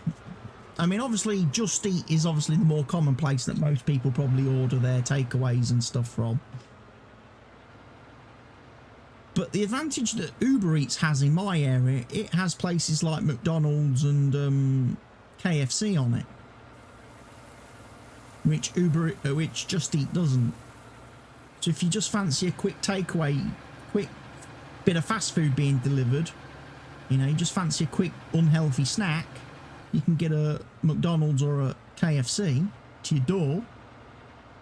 However, flipping heck, I think delivery from the McDonald's is $3.99. Right, $3.99 delivery.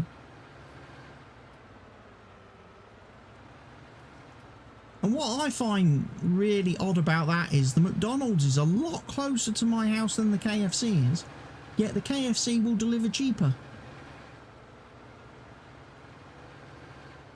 I'm like, I'm so confused. How does food get more expensive the nearer it is?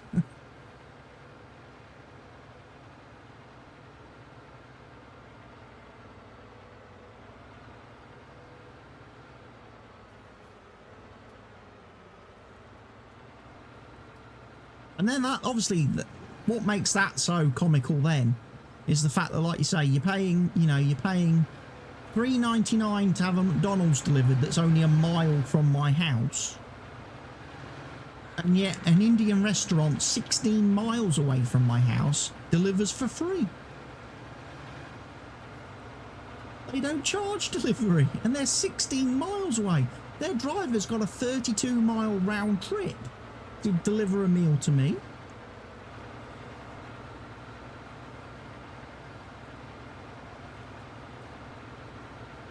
I don't know how they make money. That takeaway, that restaurant, when I order, Because I order on the night usually when the food's 20% off anyway. And then by the time the poor delivery guy's driven 32 miles, I can't see how they've made any money.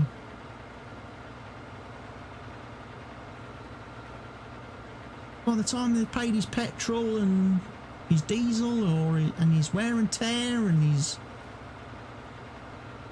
tyres and everything like that,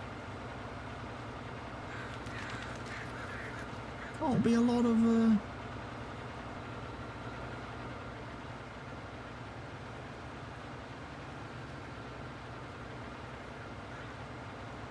scope for profit.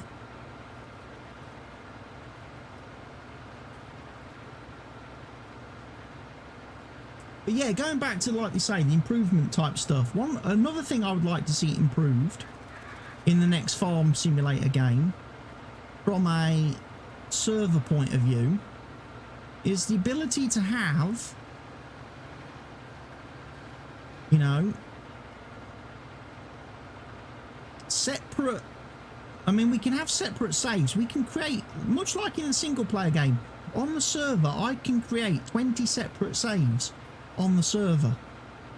What I cannot do on the server is apply 20 different maps with 20 different mob loadouts and be able to switch easily between the different servers. So I could, you know, I would like to be able to set up multiple servers and have it so, like, Monday is Chellington Valley, Tuesday is Snetterton's Farm, Wednesday is whatever, you know. That would be awesome. But you can't do that.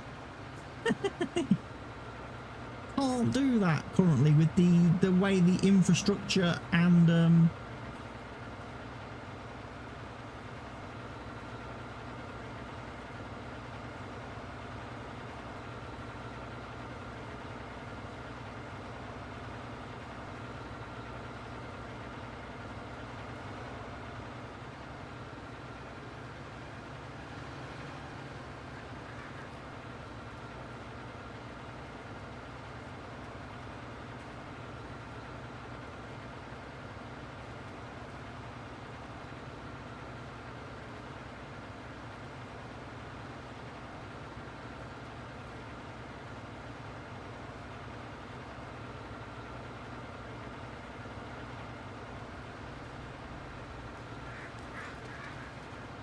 well, it's nearly 11 AM in the morning.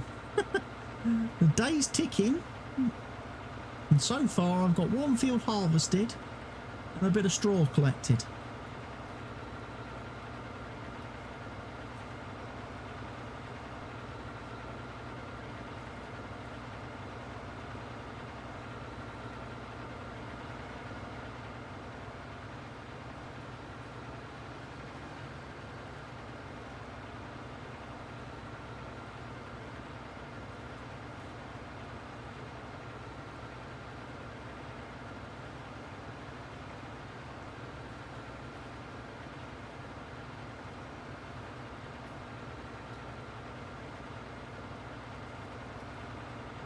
So yeah, I'm gonna have to have a quick look on the ModHub tonight, then see if I can find a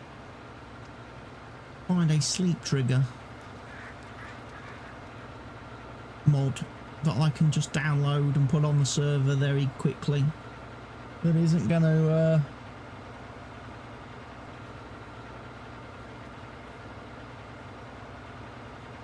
cause too much trouble.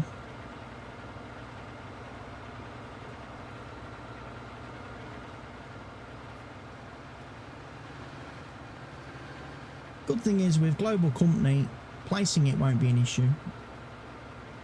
I'm not sure I'll be able to place it inside the house though, that's the only thing.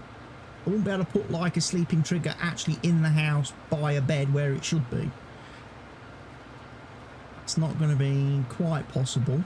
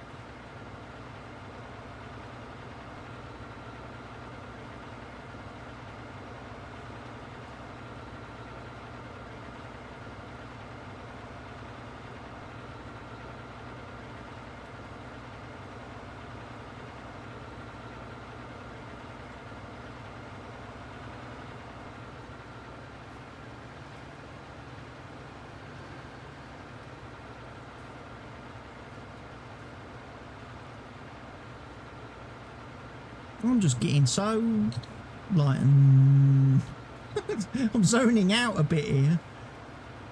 I need some thrilling conversation and stimulating chat to keep me in the present. Doesn't help as well that I've been awake since yesterday morning. Didn't sleep last night at all. So what am I, 36 hours awake at this point? Maybe more? Probably 40 hours awake, I would think.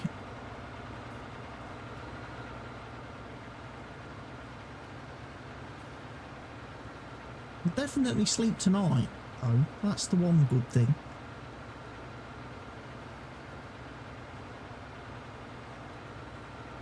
Unless I do what I did last night, which is get my iPad out, load up the crossword app, and then just sit doing crosswords for 6 hours. Which really doesn't help when you're trying to go to sleep. The fact that you're really stimulating your brain like that.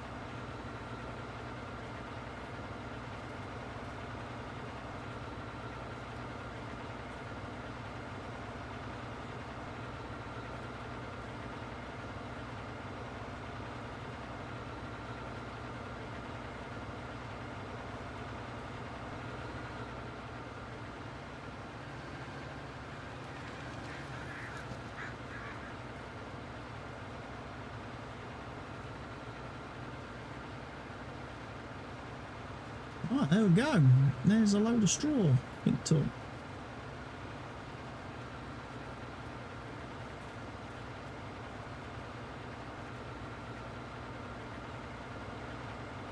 Sadly, not quite as profitable as I would have liked. Prices seem really bad. What difficulty am I playing on? Oh, look, I've done crop destruction on field 36. Done crop destruction on the grass.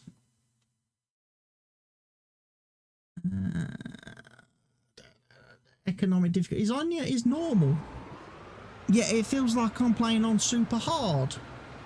With like 80 bucks for straw. Or 60 bucks or 50 bucks or whatever it was for straw.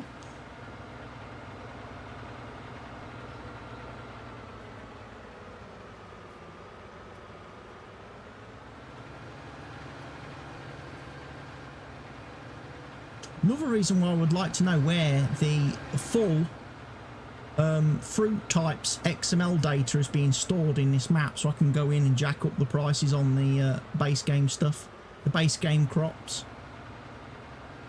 As well as make it so the BGA will accept straw. It'd be nice if the BGA did take straw. Because like I say, straw is the one thing we're going to have loads of. Because every crop makes it apart from sunflower.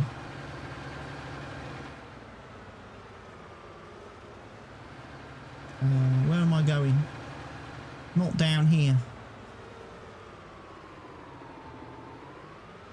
What's that area for there then? What's that spot for?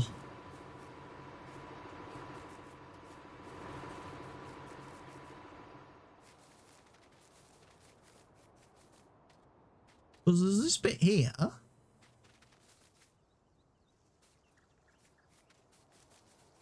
This is the sheep area. So I thought the wool would appear there in that box. I thought that was for wool. Is it not for wool? Is the wool going to appear there? I don't know. We will cross that bridge whenever we eventually get to having animals, which I don't know when that will be. Probably a long time away on this save.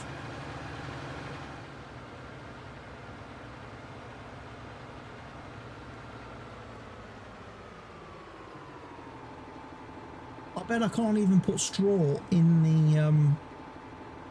the bunker there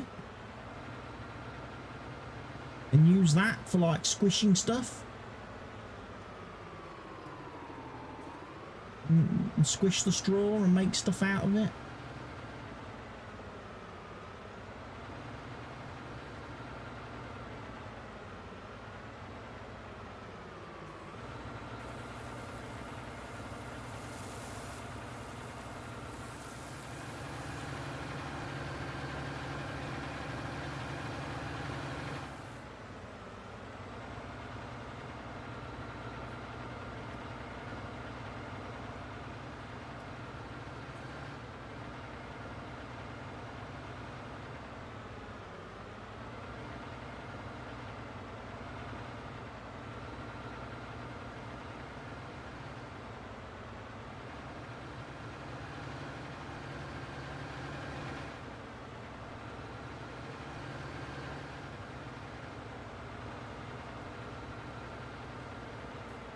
Right, we're finished with the loading wagon.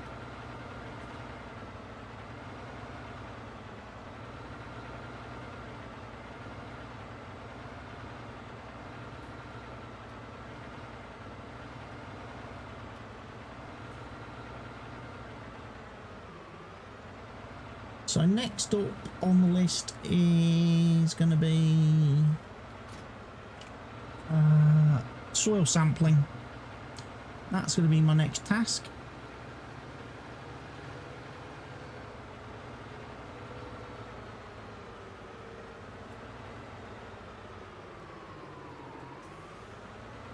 So I'm going to go grab me scout.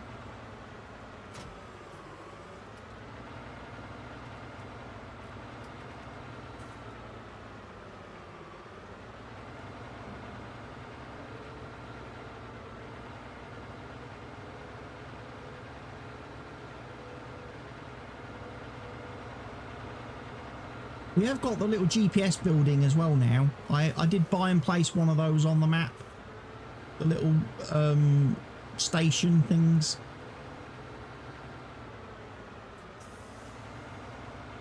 Oh.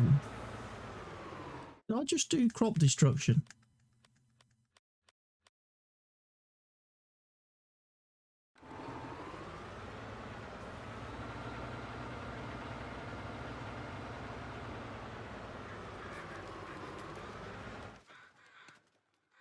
Yes, I did look. You can just about see it. It reset it rather than completely destroying a crop. It resets it back one growth stage.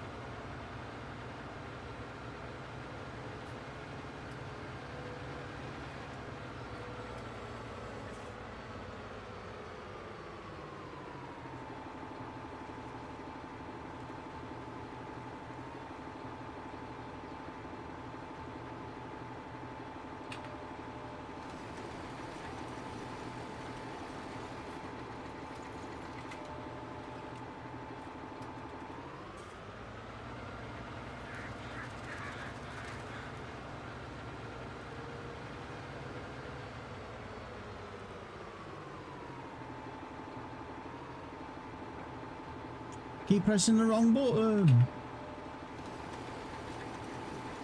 Keep folding it when I want to be taking the sample.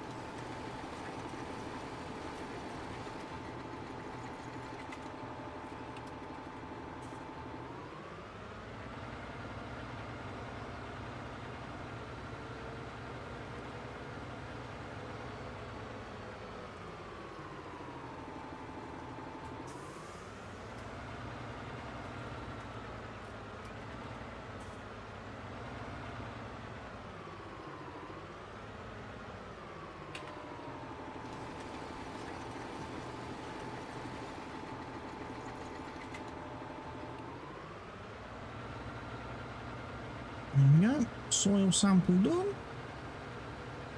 On that field.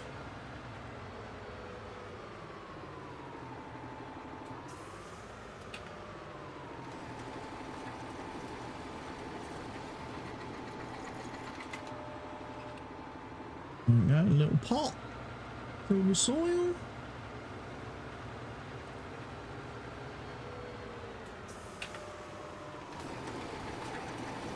Another pot. Keep filling these pots with soil.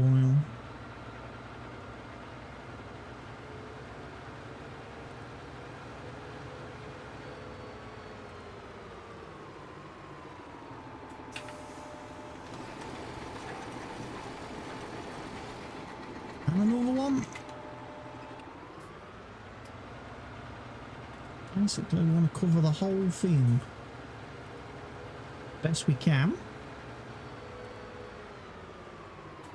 Maybe a little bit of scope on some of the other fields.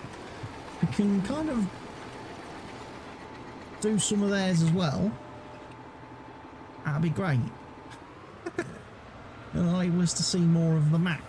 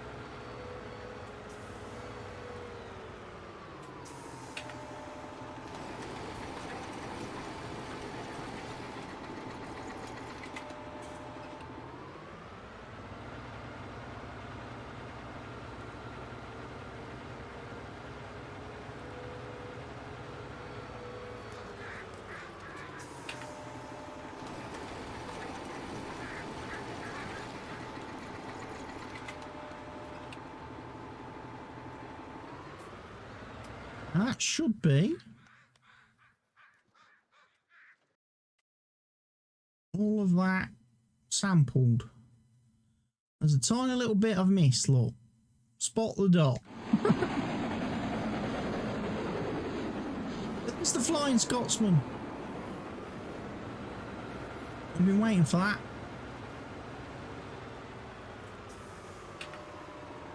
That should get it. That should get the dot. I thought there was a little bit up there, but it's not. It's the loam soil.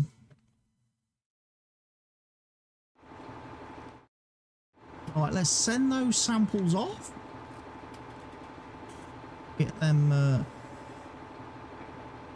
processed.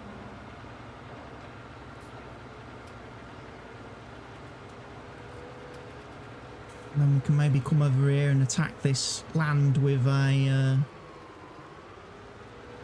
good lime spreader.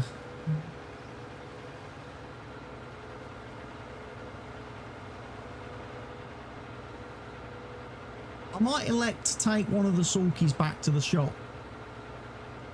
Return the sulky to the store and sell it. 1,400 fuel costs. No, that's the sampling. That's the soil sampling.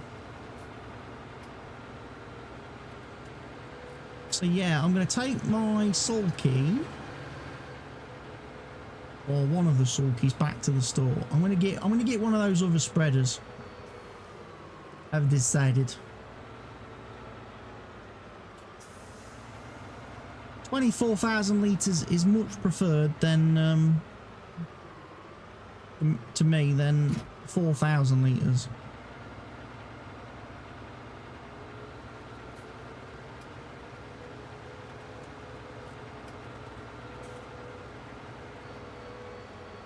I'm going to borrow this.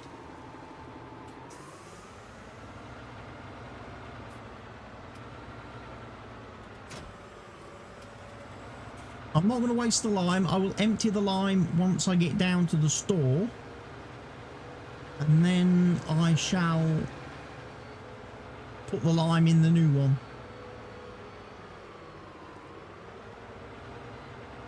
If that all makes sense to everybody.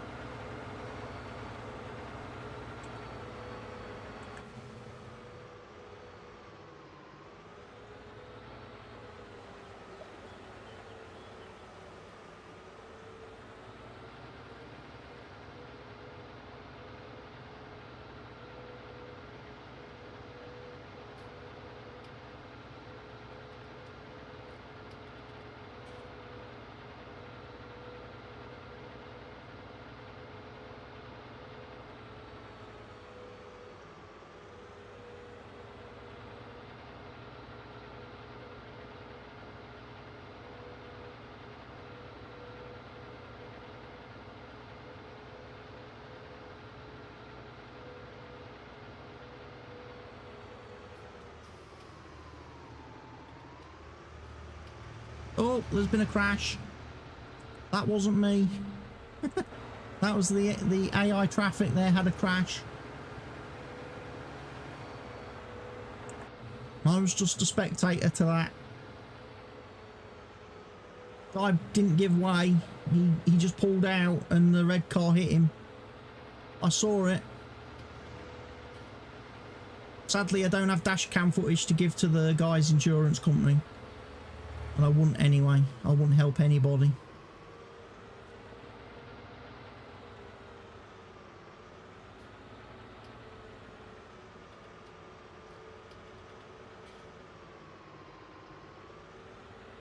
Right, let's try not to get speeding tickets again. I've so far been fined twice, despite the fact I'm the one that tells everybody and reminds everybody, don't speed because you get fined. I'm the one that's been hit by the tickets every time thus far. Don't think Mr. Helgi's got any tickets, which is unusual because he's normally the one guy I would expect to be speeding everywhere.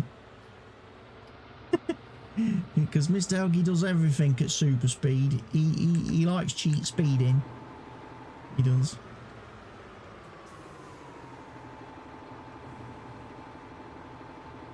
I've unloaded.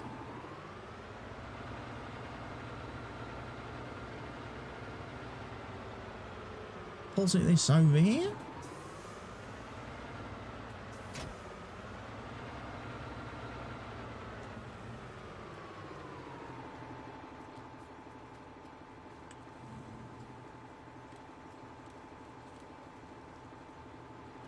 Sold.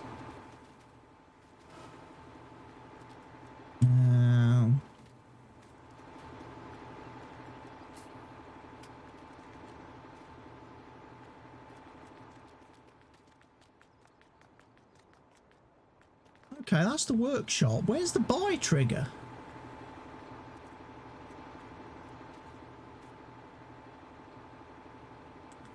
Right in front of the door. Not labelled. Not labelled. Right, I'm going to grab one of them.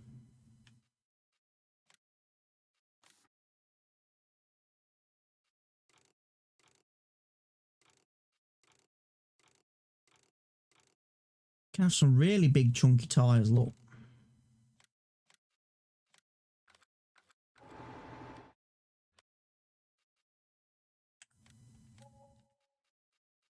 Just checking everything's repaired. It is. Now, hopefully that's not a swivelly axle. Hoping that's not a swivelly axle. Swivelly axles are a pain.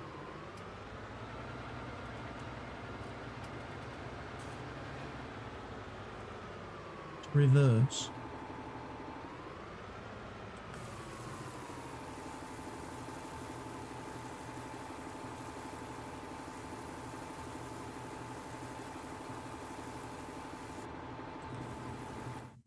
So a quick look at our map then reveals sandy loam continues.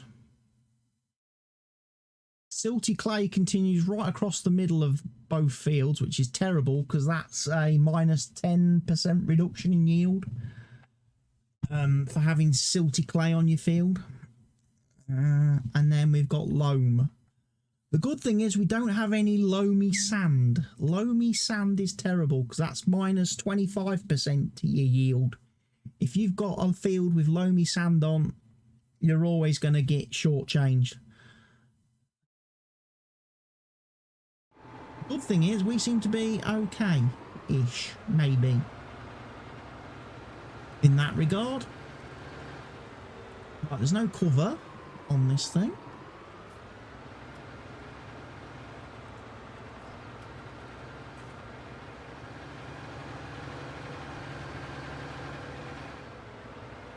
Right, what we'll do is we'll take it back to the lime station at the farm and we'll fill it up proper.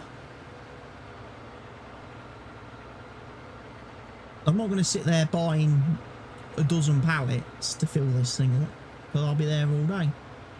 So we'll use the silo at the farm to put lime in this thing. And then I'll come back and I'm going to do fields 2 and 3. And then they'll be ready to plough.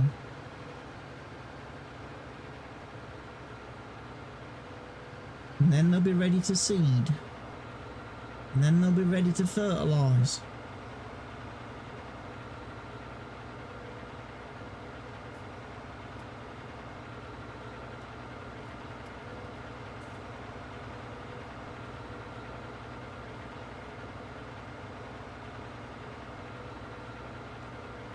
Maybe I should have kept the sulky, thinking about it, just as an additional fertiliser spreader,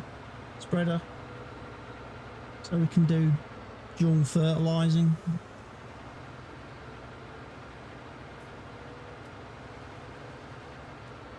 I'm sure it'll be fine. It'll be fine.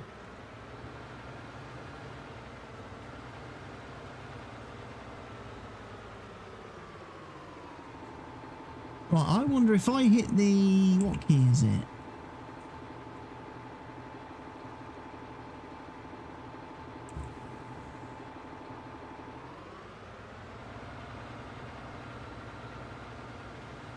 Maybe it doesn't apply to this mod. I thought I had the axle blocking mod on the server. Do I not? You go and have a look. Check the mod folder.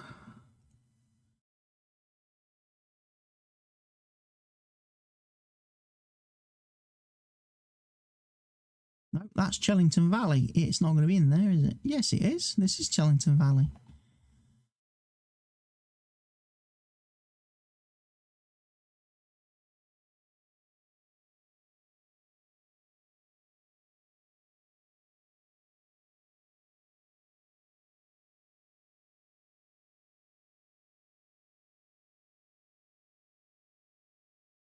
I don't think I do, you know.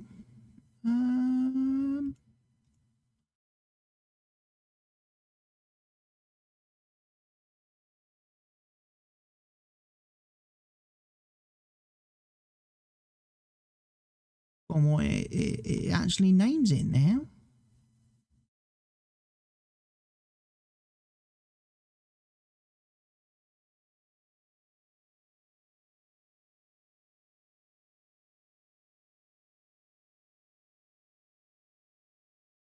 What does it call it? What's the mod name?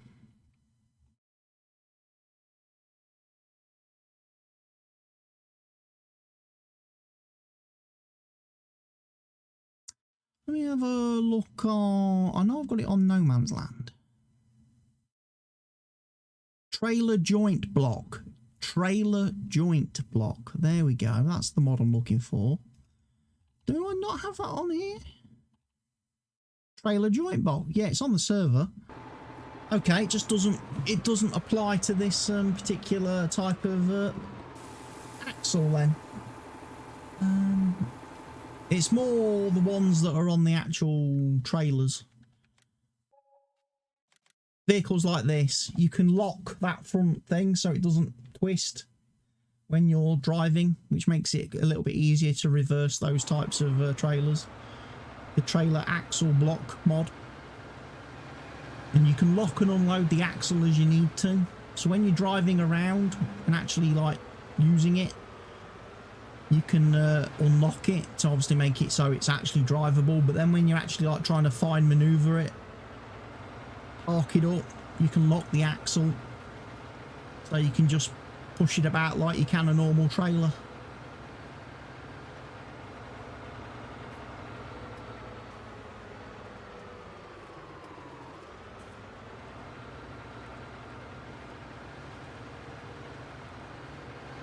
All in all, very good stuff.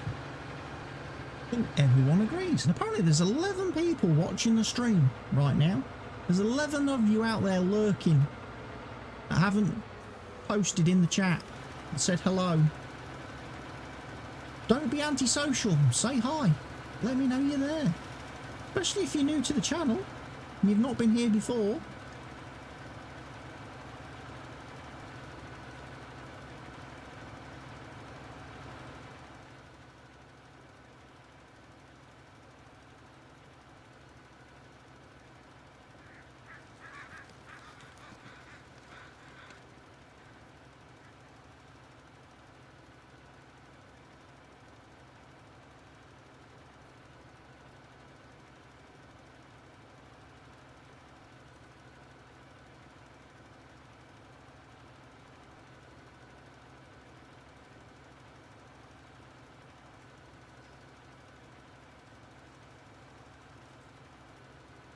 Yeah, this is working all right.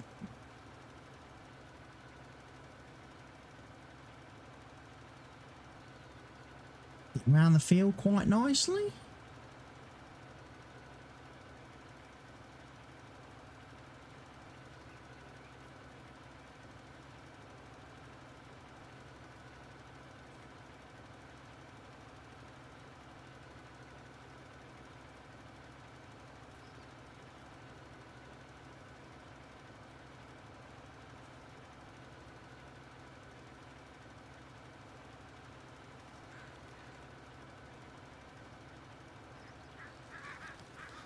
So what are we applying currently?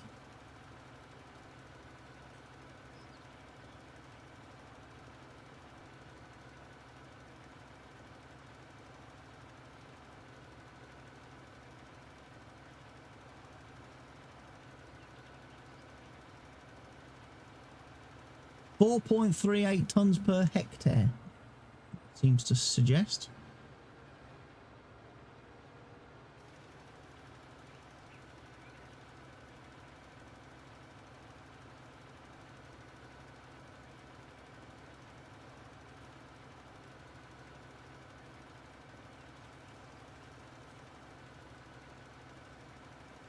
Am I playing in hectares as my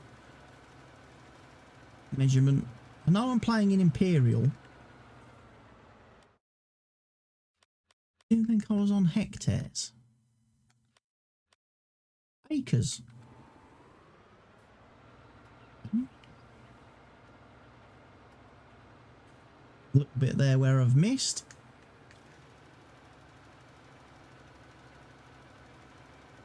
Can't get that.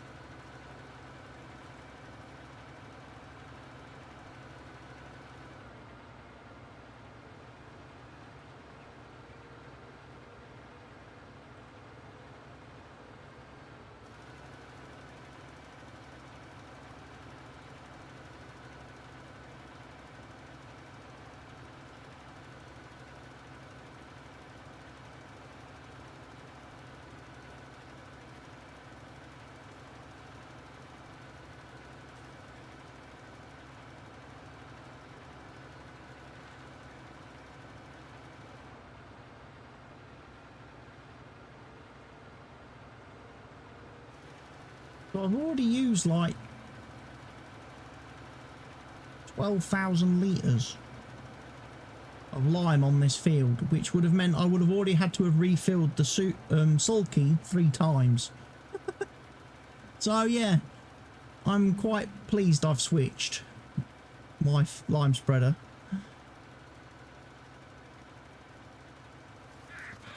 Otherwise, half the process is me driving to and from the field all the time.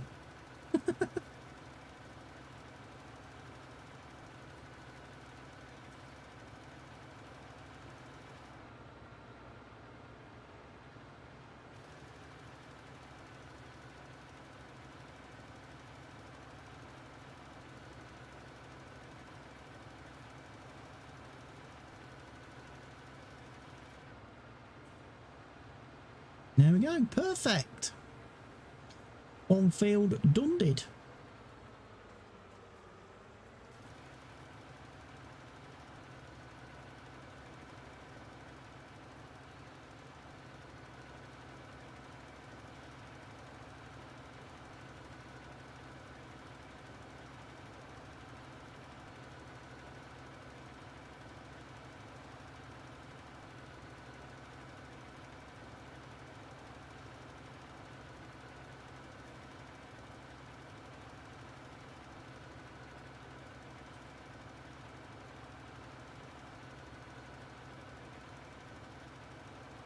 Yeah, I'm very impressed with how stable the stream's been tonight. I've not dropped any frames tonight, I don't think.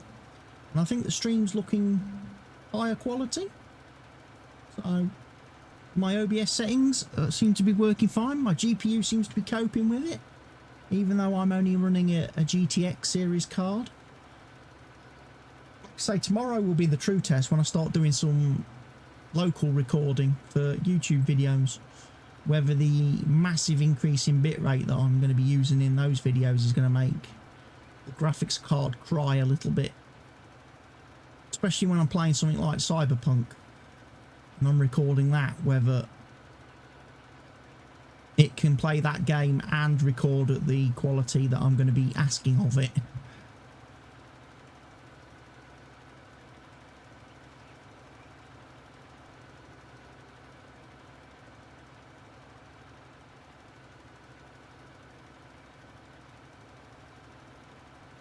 I must admit, this little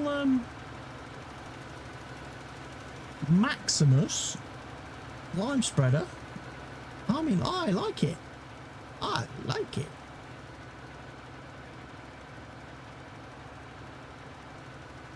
I know most people would just grab a Bradle and use a Bradle, but I don't want to grab a Bradle. I've used Bradles so many times on so many maps. It's just nice to have something that looks a little bit different.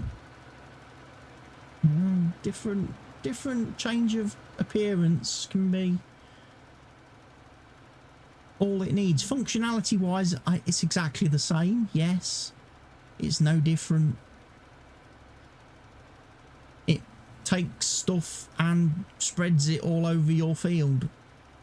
The one advantage to this one, if I'm right, is doesn't this one also do manure as well? Can you not put manure in it and use it as a fertilizer spreader?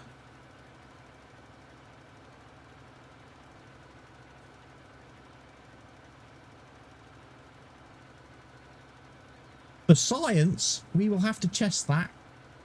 We will have to test that for science. I do believe you can put manure in this thing and use it as a manure spreader as well as a fertilizer spreader and as well as a lime spreader. And it spreads at 36 meters, which is quite nice. Obviously, you can get a lot done. Unfortunately for me, I'm not going to get a lot more done because I'm about to run out.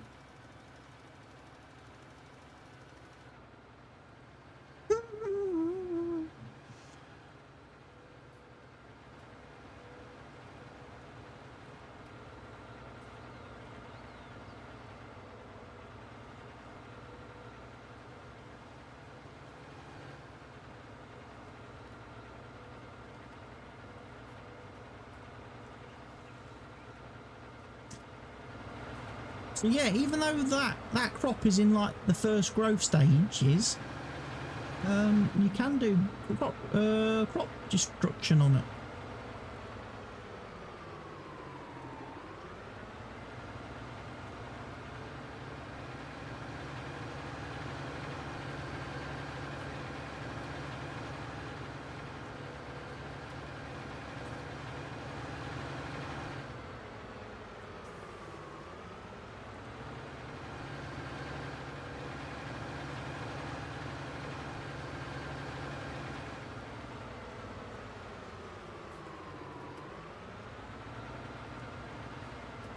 I would love to be able to turn off all-wheel steering on this tractor, but unfortunately, the only options it comes with are all-wheel steering, crab steering left, crab steering right. I don't get the option to just have front-wheel steering like you do on the other JCBs.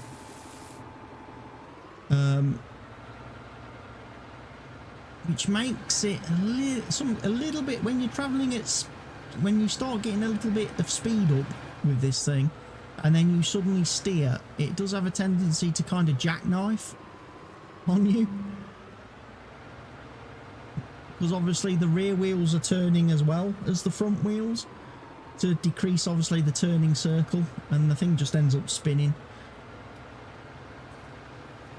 as physics overcome its ability to actually grip road surface.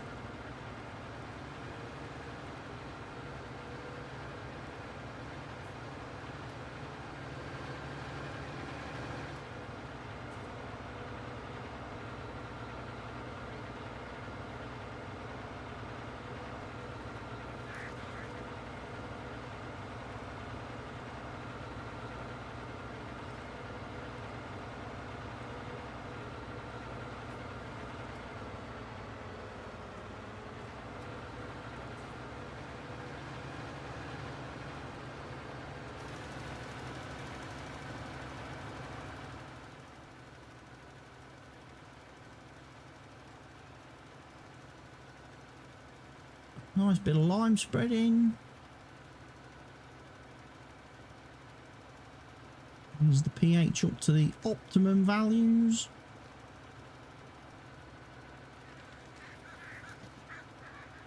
See, right now it's turned it off, which is magic. Not wasting any lime.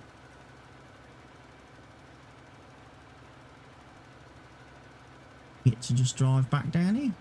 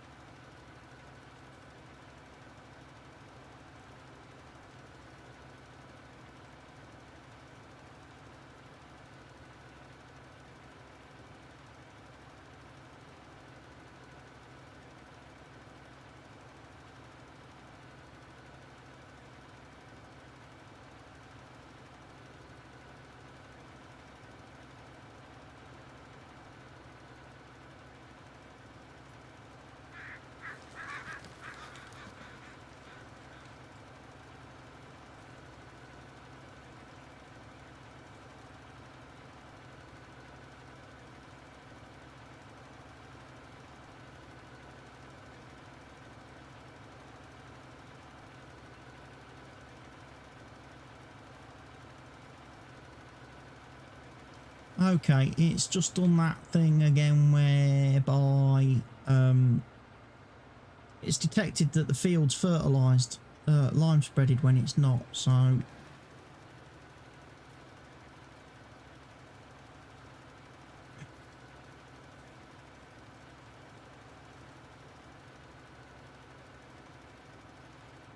I'm just going to go manually over and fill that little gap in. And I'm also going to do that bit over there as well. On that field. Where it missed that little bit.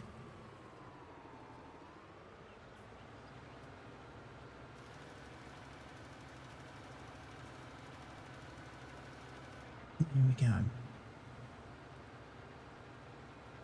Perfect. That's quite a nice bit of work done today. Or this evening, in the 3 hours that I've been here. Got the harvest done. First harvest. Got those fields lime spreaded.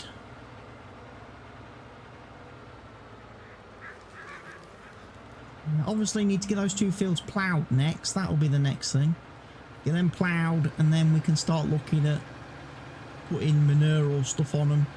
And then getting them seeded with something.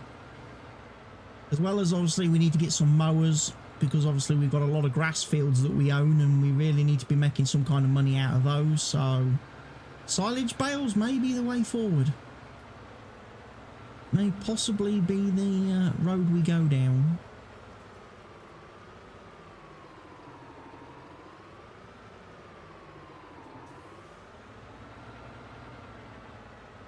See, that's what I don't like now.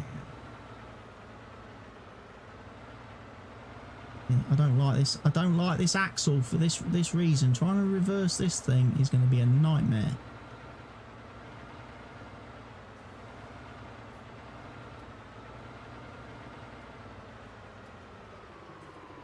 Is it not? Let's have a look. Key bindings.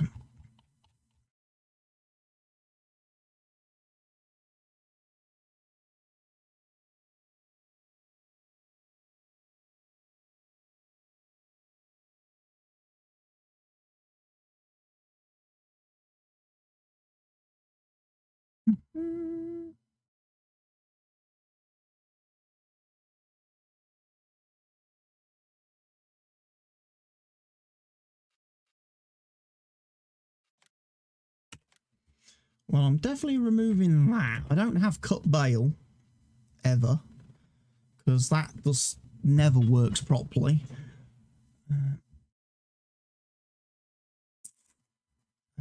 Block unblock is on the Y key.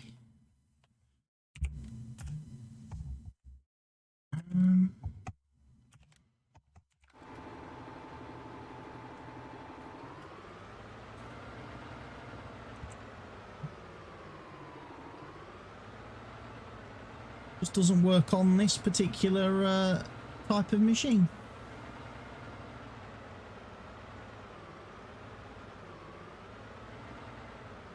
I'm not going to be able to reverse that. I am not going to be able to reverse that. That's going to have to park somewhere that you can just drive and leave it. You're not going to get that in a shed. You're not. And I can't even attach it on the front, so yeah.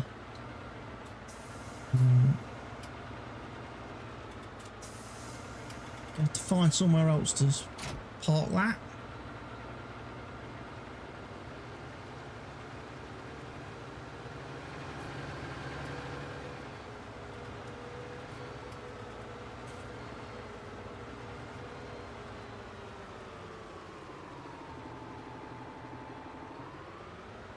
Well, none of these sheds are drive-through, are they?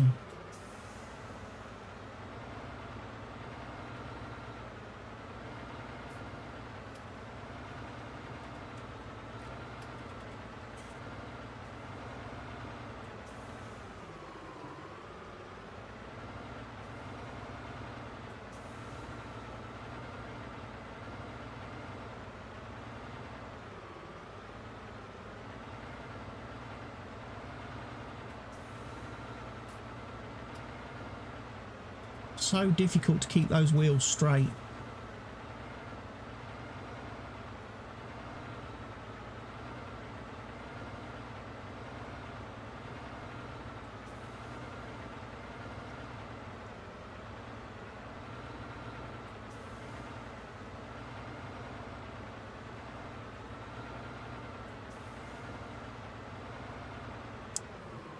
You know what? I'm just going to leave that. I'm just going to leave that.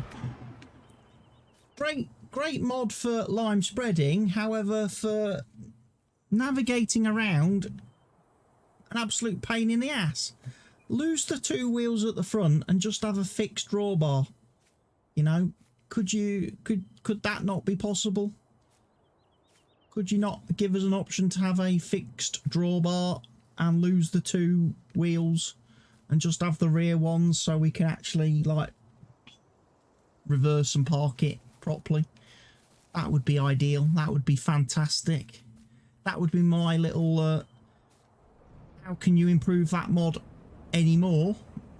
There's an improvement for it. Give us an option to have a fixed drawbar.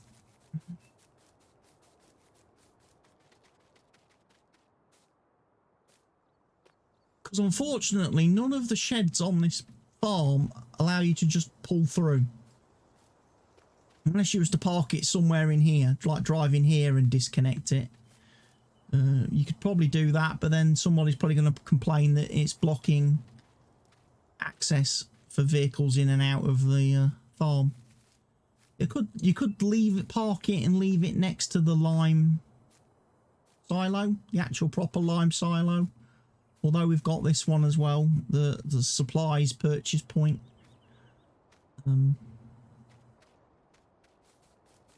suppose you could do that. That wouldn't really cause a problem, would it? But anyway, I think I am done for this evening, folks. So we have got field 27 is now ready to harvest properly, which has got barley on it, so that's another job. And then we've obviously got fields 36 and 120, which are ready for mowing. And then we've got a very weird looking field 3. So yeah, we'll get that ploughed as well as field 2. Field 2 will need to be ploughed again as well. And then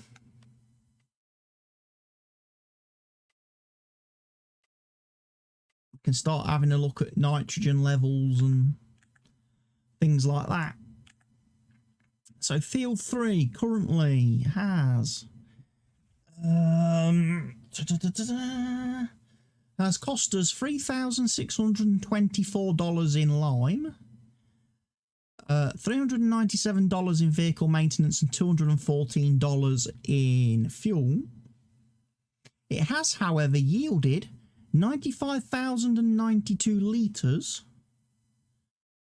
which was $65,992 apparently. Total costs, therefore, is $5,035. Total earnings is $65,992, giving us a profit currently on field 3 of $60,957. We're currently at a loss on field 1 of $16,471 because we've not harvested anything yet. We're at a loss on field 2 because, again, not yet got any crops off of it. We're probably making a loss on every field at the minute. As I say, field 3 is the only one that's produced anything yet for us. Obviously, there's a lot of this map that needs to be sampled, I would say.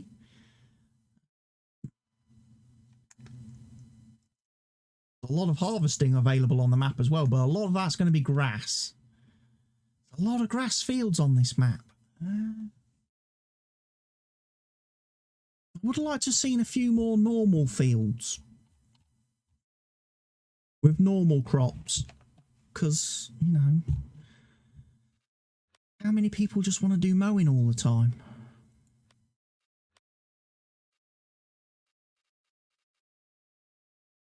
Baling, 15 grand. That's a hay baling. We're not going to do hay baling. We want to do, if we're going to do a baling contract anytime soon, it will be silage bales, but hopefully, I mean, that's worth 5 grand.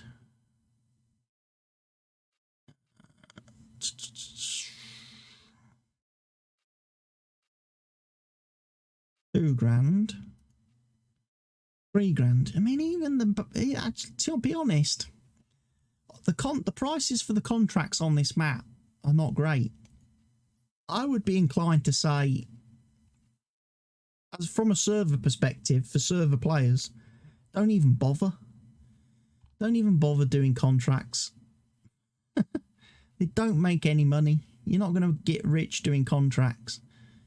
You know, if we can make 60 grand off one of our fields, we would rather just focus on our own fields and keep making 60 grand a field. That's more economical for me. More sensible. And then obviously we can get into our animal husbandry and stuff then as well and start making money from chickens and sheep and all the stuff that comes with that. Because I assume chickens and sheep are still going to be easy to look after. Nitrogen is so bad. I think this is the area where Mr. Helgi did do some fertilising. Yeah, he was fertilising this as I was ploughing it. And I said to him, don't fertilise until you've got a crop in the ground. Because the fertiliser doesn't know how much fertiliser to apply until it knows what crop is underneath it. So he's kind of over fertilized a little bit of this field. That's what all these green marks are, by the way. That's where he was fertilizing. So yeah, if you're using fertilizer or liquid fertilizer, you really only want to put that on a field when you've got a crop growing on it. You don't want to use fertilizer or liquid fertilizer on a field without a crop, because you will mess up your nitrogen table. And then you'll hurt your yield for several harvests to come whilst you try and get that nitrogen level to come back down. So anyway, folks, thank you to everyone who's tuned into tonight's stream. Hope you've enjoyed it. I will see you all again very soon. Like I say, tomorrow morning on the YouTube channel, there will be a new Farm Simulator series starting on that, on Eureka Farms. Go and check that out. And obviously we'll be continuing here on Chellington Valley for a long time to come. And yeah, that's about it for me tonight, folks. Thank you, everybody. Hope you've all had good weekends. I hope you all stay safe. And I hope to see you all again very soon. Good night for now, everybody. Take care. Cheerio.